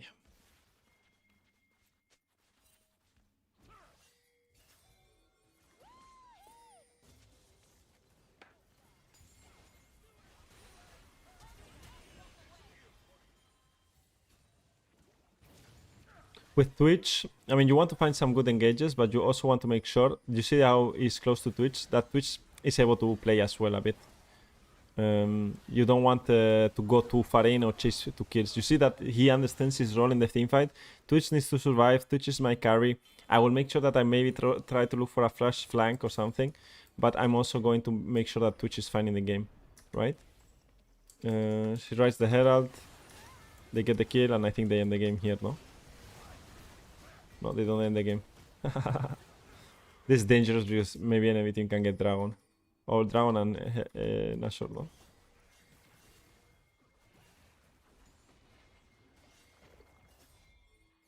This is the typical soloq. You have the free Sol and Nashor and you try to end the game and not even close and you throw it a bit. Alright, they lost the Sol. You need to wait 5 more minutes and now they are just going to play for the Dragon. I mean for Nashor.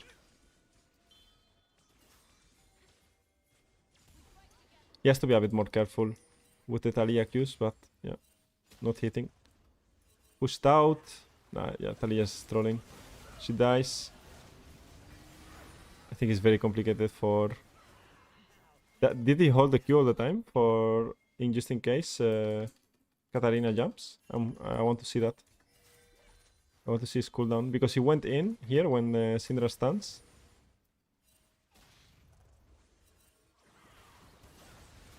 He's going in. W. No, he Qs now. Yeah, W ultimate. He has no Q. But Katarina like doesn't want to jump in anyways. Okay. He started with Q.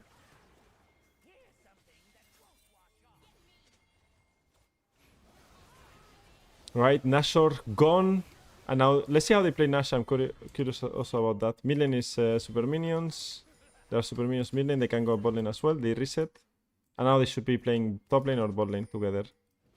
This I don't like too much. Even if you do red buff, like you're delaying too much the Nashor play. Plus he's basing it already. He got IE. Alright. Big power spike.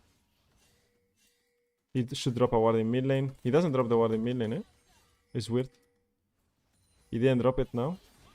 He was dropping it before, but not anymore. And I don't like this. I think they should end up on bot lane together. And threaten the... I mean, they have no wave clear almost, right? They have Jinx, but... Yeah, Twitch is going top. I think this is a... Okay, play. Now they are ulting bot lane. This guy's going back. He's going to TP. But well, they got what they wanted. They break the base in bot lane as well, and they get the double inhibitor and they end the game, right? If you get 1 kill or 2 kills already with Nashor, then you should be able to end the game. The enemy team cannot die. Then you have numbers advantage and you're going to win. All right, we finished the master one. Way better, way better. I think vision can be better as well. I think the recoil timers can be better as well, but that's just like details that are going to give you to the next level, right? But the fundamentals are always there, right? There's more windows to fight as well in bot lane. And yeah, overall better, of course. Like it was good. Now let's go for challenger. Is there some challenger Rell player we can watch? A pro player, no? We can see a pro player now. Targamas. We can see Targamas with Rell. Who else? Let's see. Who should we watch? Let's see if someone else has a Rell gaming. I don't know this guy. Who is this guy? Alvaro. We can watch Alvaro play Rell.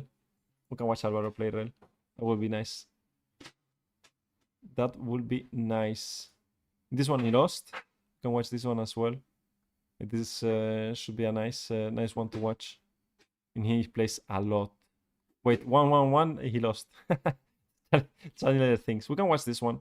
I want to learn, right? So let's learn from Alvaro. He's going to be more enjoying the game and learning than me being able to win. Let's see. I like to watch a lot of Alvaro games. So let's see. Let's watch some Rell from him. Let's go for this one. I think this guy is filled, no? Let's go. Like, it's time for Challenger, guys. Rell, Challenger Rell. Nice. Red side again. Let's watch. Let's see what he does. Or how he plays. Does he go for sweeper level 1? I mean, he's playing against Nautilus Veigar. I would go... I mean, maybe as deep ward. I don't know if he has deep ward or not. Let's see his runes. You guys see the runes are way better here. And he goes for sweeper level 1. So he already has overgrowth, which I was telling you guys. You don't want the unflinching, right? He goes for Font of Life, which I think is better as well than Shield Bash. But some people prefer Shield Bash or like Shield Bash. Also Demolish. Those three are fine, right? And then a Cosmic and Hextech, like Hex Flash. That's the best thing you can do. You see where he covers? I mean, he doesn't need to cover outside the bush because Silas is covering here. And then he can just join together and maybe look to go together to another place like here. Or bot lane together. He started on Mount. Interesting. Also, there's a ward here already, level 1. Enemy team knows. Goes with the wave. I think maybe he can look for a W into Veigar. I mean, Veigar is very weak level 1. Or they are very weak level 1. So they should fight early on. Exactly. They use the Aftershock and they keep fighting. At the end of the day, Veigar without the spells is meh. And now he can just jump again with the W. Insta ignites. Why does he ignite? It's because the enemy has no Aftershock, right? So Nautilus has no Aftershock, so he knows that it's very squishy. So he can punish that. Now, they probably will look to dive the Nautilus here. I mean, he's 1 HP. I think that he will look to Q Flash and W. Exactly. Well played. Very good. Very good fundamental understanding the laning phase. Like, they cannot fight you. Maybe looks for something more here. I don't know. They cannot fight. He knows exactly that he has no Aftershock again. So he looks for the second mount. So interesting. He started unmounted and then mounted because I believe that it's way easier for him to get hooked into mount. And probably better catch potential against Nautilus, right? So yeah, it's smart. And they get the easy kill. Now he gets 350 gold. He's going to go to the bush and base. So furthest away as possible, the better. Jin wants to keep playing. And this guy is going to go out. So Jin has to be a bit careful. Boots and pink ward, of course. And go back bot lane. Also, the jungler is back bot lane. Plus the scatter is going to be... They're going to fight there. Rell Shield Bash, Eclipse build? No. Alright. He goes back bot. And now this is going to be a fighting scene. Yeah, Nocturne is here. I mean, they should be able to probably look for something. A good fight, by the way. Really good W by Jin. Why? Because they have better skirmish potential. Because they have Pantheon. And they have Jin into Veigar, right? So you always want to look for a fight there. Pink ward really good. As well on the middle bush. And now they get another kill. They end up losing this game. So that will be pretty interesting. So they push this wave. He bases directly. What should I buy here? 376. Maybe... I don't know if he gets another ping ward. Or he just gets HP. Or refillable ping ward. I'm not sure. Or just HP. Yeah, just HP. Makes sense. Now Pantheon didn't base. So he's going to do 2 camps and base. So it's a bit meh to roam here. This guy wants to base as well. Push and base. So he doesn't want to go top. And mid lane, there's not much to do. So he goes back bot lane again. Which is fine because you are doing well. The gap in knowledge and the execution between me and these guys is insane. Yeah, I mean, they know exactly what they have to do all the time, right? And they are confident on fighting on their terms. Well, I'm not asking you guys to know perfectly the matchups, right? I'm just trying to make sure that you guys know the important part, right? Again, he knows that he can do this and he just does a beautiful engage. I want to say something, right? That I was thinking yesterday. And this is a fact. If you are playing below Diamond, and you play a laning phase without killing the enemy bot lane or getting their flash before minute 5, or getting a huge plate advantage or minion advantage, you are doing something wrong, or you are missing windows of opportunity all the time, right? That's my fact right there. That's what I think. If you are playing around that elo and you are not able to find engages or find good spots where to fight, it's because you position yourself bad in lane and you don't see the windows, right? Because there are so many.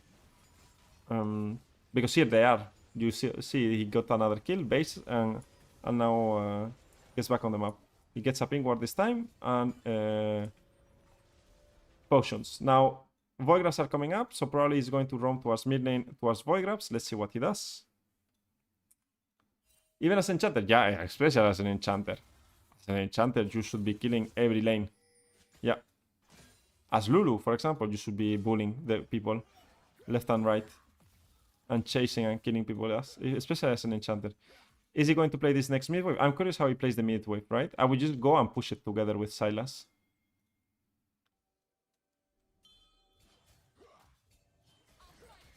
You see how he pushes the wave? You see how he's pushing the wave, so he gets Prio to play, and also he gets a bit more experience and gives a reset to the mid laner. Now he's going to go here. Now he's going to avoid this guy to freeze, and I'm going to answer your question, Alexis, after. Do you think playing camera lock contributes to that? I don't think it matters. Because you are telling me that you are missing opportunities in lane because you are camera lock. That doesn't make sense, right? You are missing opportunities in lane because you don't know how your champion is functions in that lane, or you don't know the damage, or you don't know how much you can push it further, right?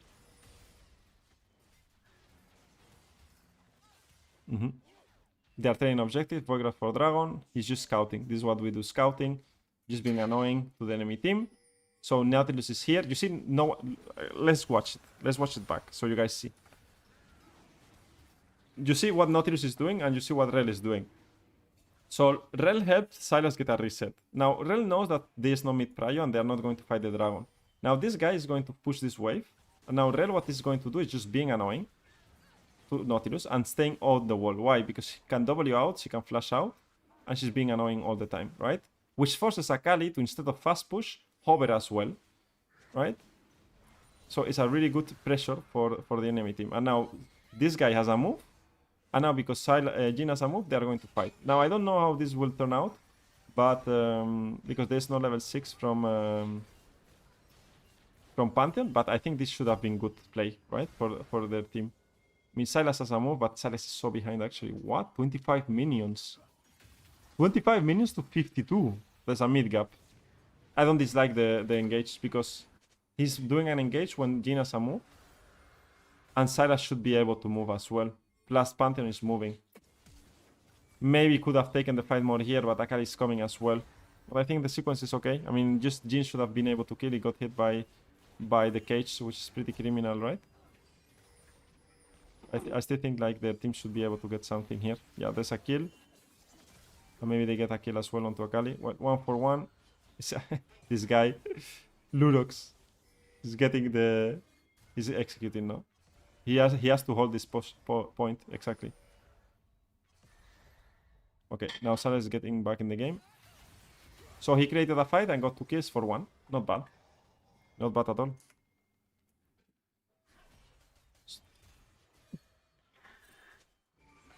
But it's not... I mean, I don't know if it's easy, but... I mean, I'm not saying that because... the windows that you have to get and fight... I'm not saying like in a bad way, right? I'm not saying like, for example, if you are playing in gold and you are not playing aggressive in lane, there's something wrong or something. I'm just saying that if you come out of a lane and you didn't play aggressive and you didn't show windows to punish, then what I mean is that you have a lot of things to learn, right, about the game, which is good because you have room to improve. And it's easier for you to review. Like you say, okay, I should be able to punish more these guys, right? So how can I do it? And then you can look for those answers, right? All the time. That's what I mean with that, mostly. Yeah, this game is going to be hard for him because he's playing really well, but his mid laner is getting gapped very hard. Very hard gap. Look, 40 CS difference. What is the gold difference? 3,300 gold difference with 1 kill up. That's painful. He holds good his vision, good sweeper usage as well. And they know this is warded. He goes back to bot lane. There's nothing to go top because there's no void grabs. Interesting ward. I mean, the Nautilus for sure sees it and is going to clear it. Forces Nautilus to ping that. And he wants the level 6 now, right? He wants the level 6. And let's see how he plays.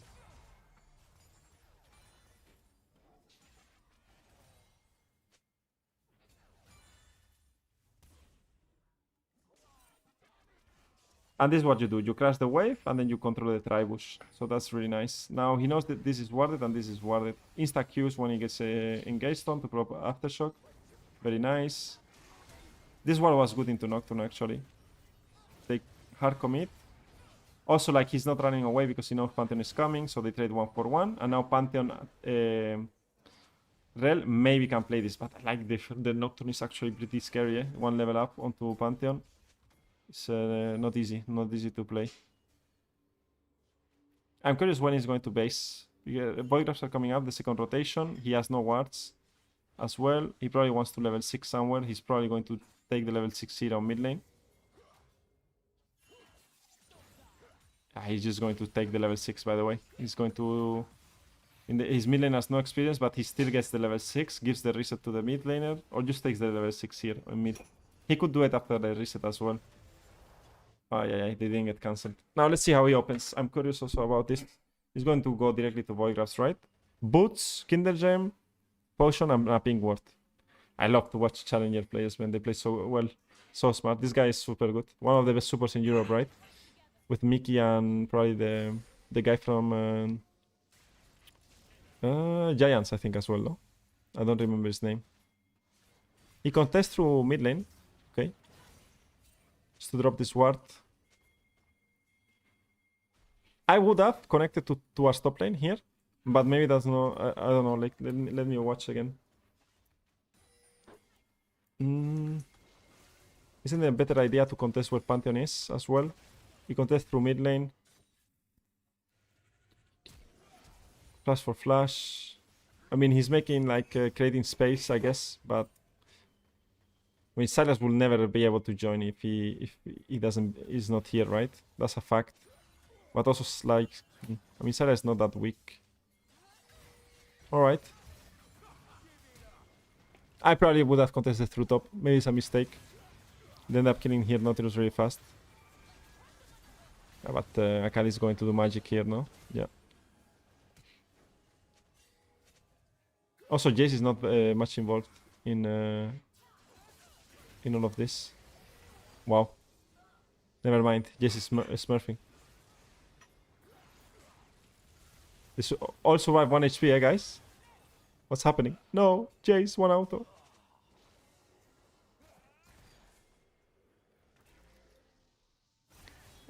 Would you say 1 plate advantage is good enough by level 5 or you want more? I mean, it depends. It depends on the matchup. If it's a bad matchup or good matchup, but probably more. You want more. I would not say more like plate advantage. I would say like control the lane, right? Make sure that you are the one controlling the lane. That's what I would say. Would that red be better in the top part of bottom 3? I don't know which one you mean. Like, you have to tell me the minute in the game and I can look at it. That's better. I don't remember now which one you said. Alright, he overs mid lane. Goes towards Dragon. Spots Nocturne. Good ward as well. Here we'll see the transition of Nautilus. Maybe can be ward. They can sweep it. He has not been bot in a long time, you guys notice? Like, he got his experience in mid lane, he was bot lane sometimes, but normally he's around the river, like being annoying, trying to look for things. Doesn't go for that deep vision. Divine Celestial Opposition, I think is the best. Maybe Blood Song, but I think Celestial Opposition is just crazy good. Good engage here. Now what is he going to do with this? He's going to drop a deep ward, no? Here. And base. You see? Good play into deep vision. Maybe only Challenger players do it. Maybe only Challenger players do it. I don't know. Maybe you don't need to do it if they only do it in Challenger. All right, let's keep going. Turret plating will fall soon. It was a while ago, yeah. That's why I say, like, if you have questions, you just put the minute, right? You got jailed for living too long. If you do it correctly, I think you should not be get jailed that much. I need to. I also need, like, maybe what we could do. Maybe what we could do is, like, I need people that think they roamed well, and I review their games and say these players are, I don't know, gold, and they said this game they roamed really good, and they got flamed. And then I want to see if you really roamed good. You know what I mean? Because maybe you're doing tons of mistakes and you don't see them. And we can do it on stream for content, educational content, even if it's coaching. At the end of the day, we could look for that in the future. Maybe, let's see. Maybe in the future it could be a good idea. All right, let's look at this fast. This is 15 minutes at 10:57.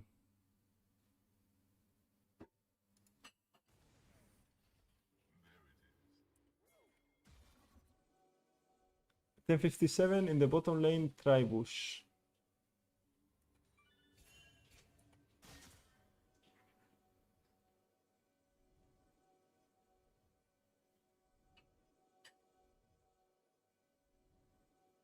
In the bot, I don't see anything in the try bush here. I don't think I run well. I try, I'm iron.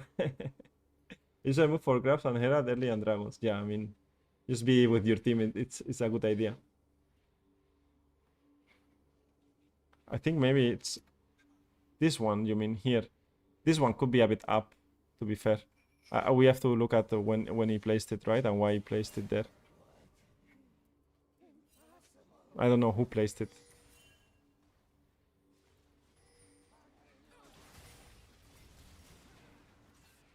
Did he place it here?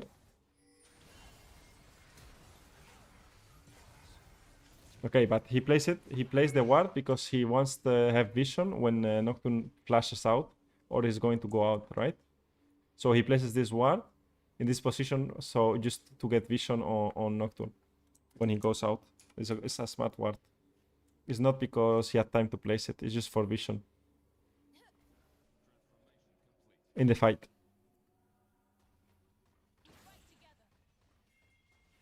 What do you think about Soraka right now? I mean, broken champion to climb, for sure. Alright. So he goes for vision. This ward, we spoke about it, is really nice. I like a bit this, you see double ward here, pretty good. I think they are TPing and we don't see it, so he wanted to take the tower with the Voidgrowths as well. They have 5, but it doesn't turn out that great, I think, here for Jace. Now, what happened with Pantheon? Because Pantheon should be here. No, he attacks Silent. Alright, let's go back into the game. He attacks Silent together with Jace, right? So again, he's not mid lane at all. He attacks Silent with Jace, kills this one, and kills the Nautilus, gets a ward here and a ward here. And now he gets contested again by Nocturne and Veigar. But well, they did a good play, it's just that Pantheon is dead, Jhin is dead as well. Jhin is getting mid-wave into a bit of damage on mid tower, but that's it, right? It's a bit sad that Pantheon was not involved in that play. I feel like Pantheon should be involved in that play, then it's super easy to play. Let's see what happens next. They're playing for Herald. Is he going to play for... Wow. He needs to find some plants.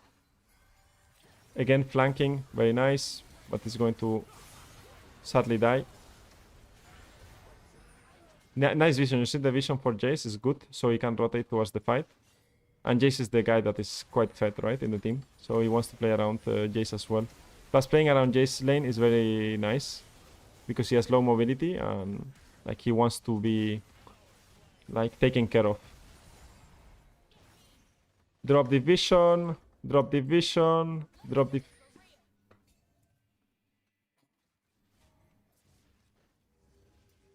So I was not crazy. At the end of the day, I was not crazy at the end of the day, guys. I was not crazy. Not mid-ward yet, but happy that I'm not saying random shit. Good division for the Herald. He bases again and gets more wards.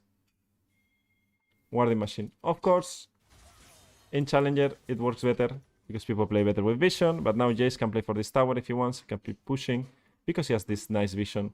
So Jace can keep playing. Now he goes back bot lane to deny the tempo of enemies. They all die. Happens. But he's trying to do his best and he's doing his job, right? At the end of the day. I think if his team dies randomly as well on the map, not much he can do. Yeah, Akari is just a monster as well. This guy is able to do this because he had vision. Now he sees Akari coming as well.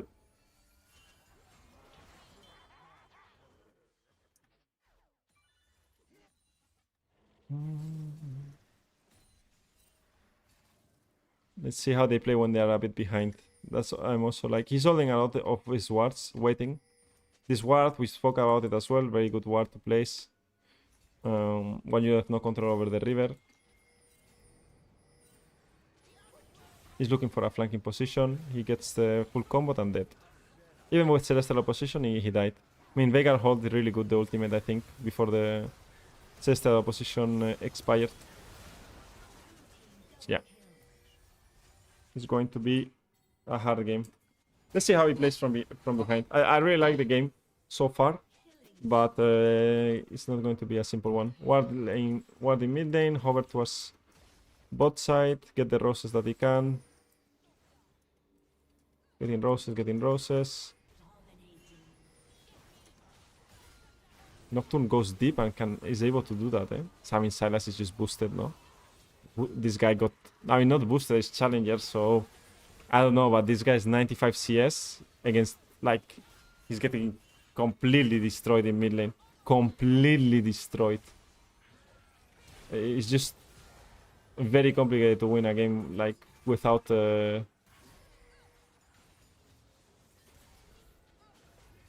without your teammates, you know, to...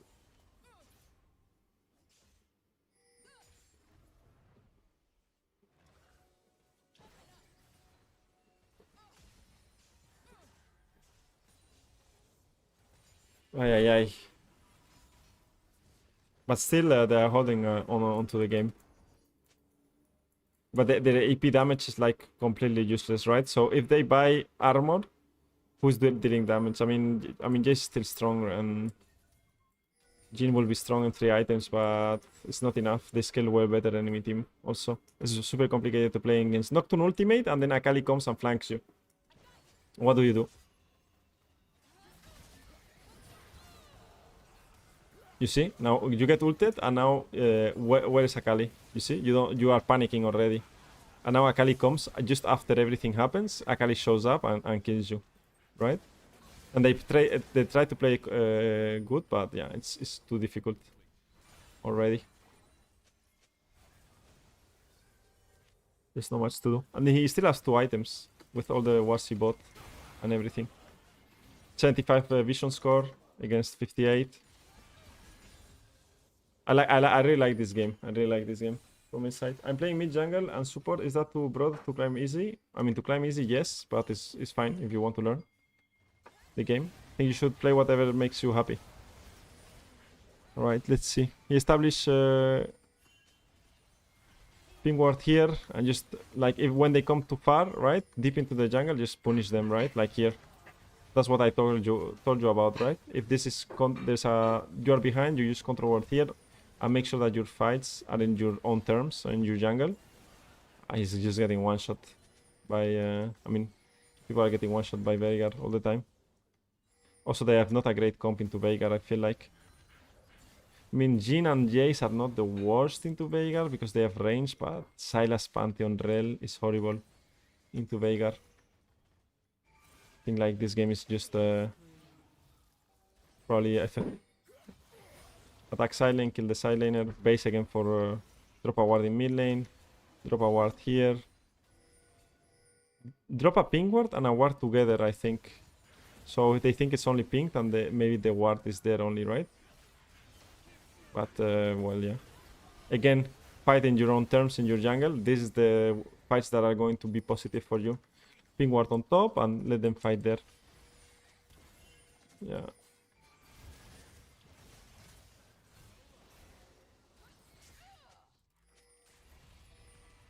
They still hold on onto the game, but Salas just got 2 items.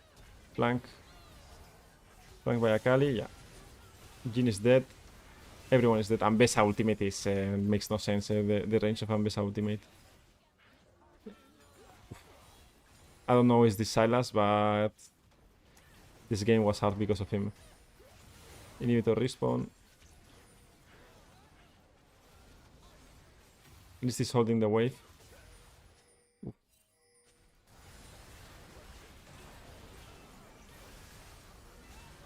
Game is over. GG.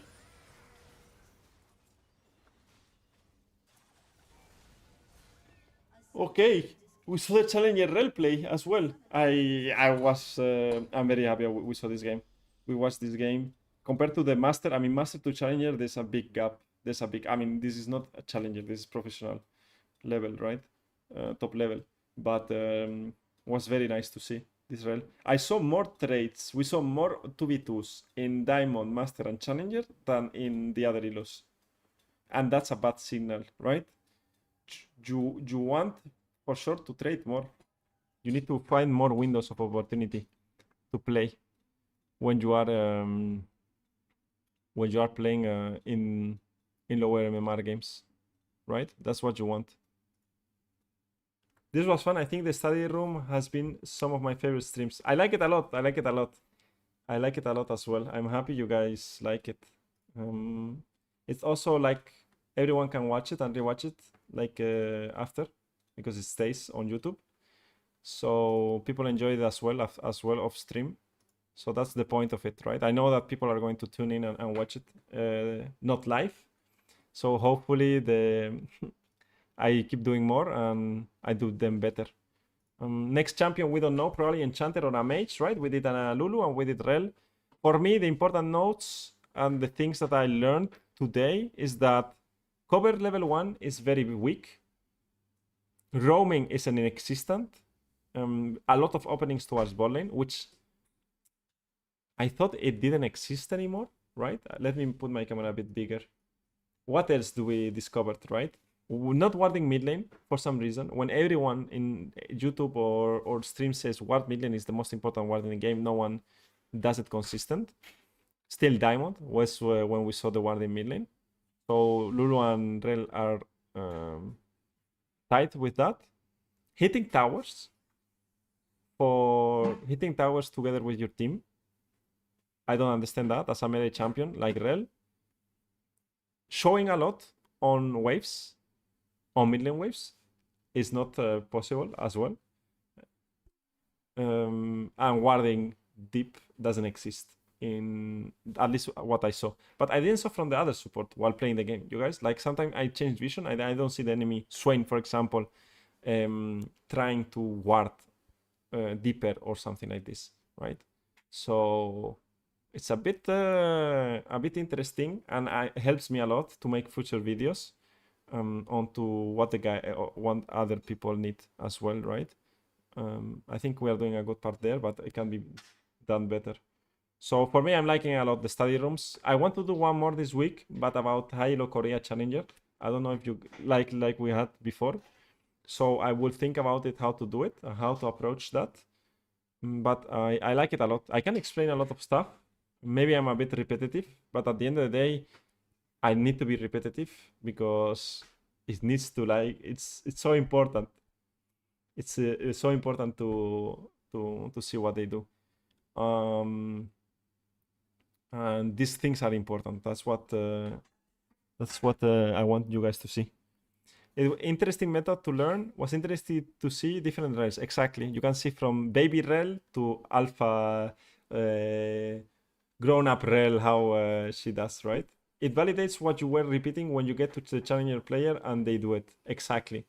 That makes me happy, right? I mean, I know, right? Because I'm not challenger myself. I'm still master. I probably will get grandmaster in this couple months. I'm not playing a lot. Like I have 50 wins right now.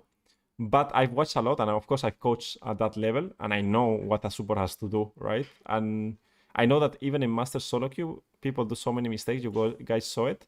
But when you go to a professional player and a challenger player, you see how much effort he puts on everything he does, right? So I don't think that's needed to climb as a support, but you need to take the things that you saw from the silver to platinum player very seriously to climb as support. I think if you watch the silver, gold, and plat reviews, that is like 1 hour and a half, most likely. I also took a long time to review the silver one. I think it was 40 minutes. I put a lot of time and effort on those early, so you guys can see exactly what they are missing, and probably you can relate to that as well. All right. I love the session today. It was super fun. Okay. Can I ask what you think? The reason why you are not challenging is yeah, I don't play enough. I don't play enough. That's for sure. Then I don't know. Probably it's very demanding to be challenger in Europe. It's not that easy. You need to be very good. But I don't play enough yet. It's 300 players only, right? Remember, there are like so many professional teams, and it's very demanding. It's not easy to be there. But I will try my best this year, Josh, to get challenger or to get as high as possible. I'm taking my time because of that. Because he spends a lot of time watching silver games. That's true, Danny. I spend a lot of time coaching as well and doing other stuff. That's true. That's true. That's true, Danny. I'm trying to do a lot of things. That's true. I will not say it better myself. All right, guys, have a nice day. I will link the VOD later on Discord as well, so you guys can find it easier. I will link my Discord here. I will try my best to make sure that both chats in Twitch and on YouTube are shown somewhere, somehow. But that's it for today. Tomorrow, same time, different things to do, but tomorrow, same time, stream as well. Guys, have a great day. Bye-bye.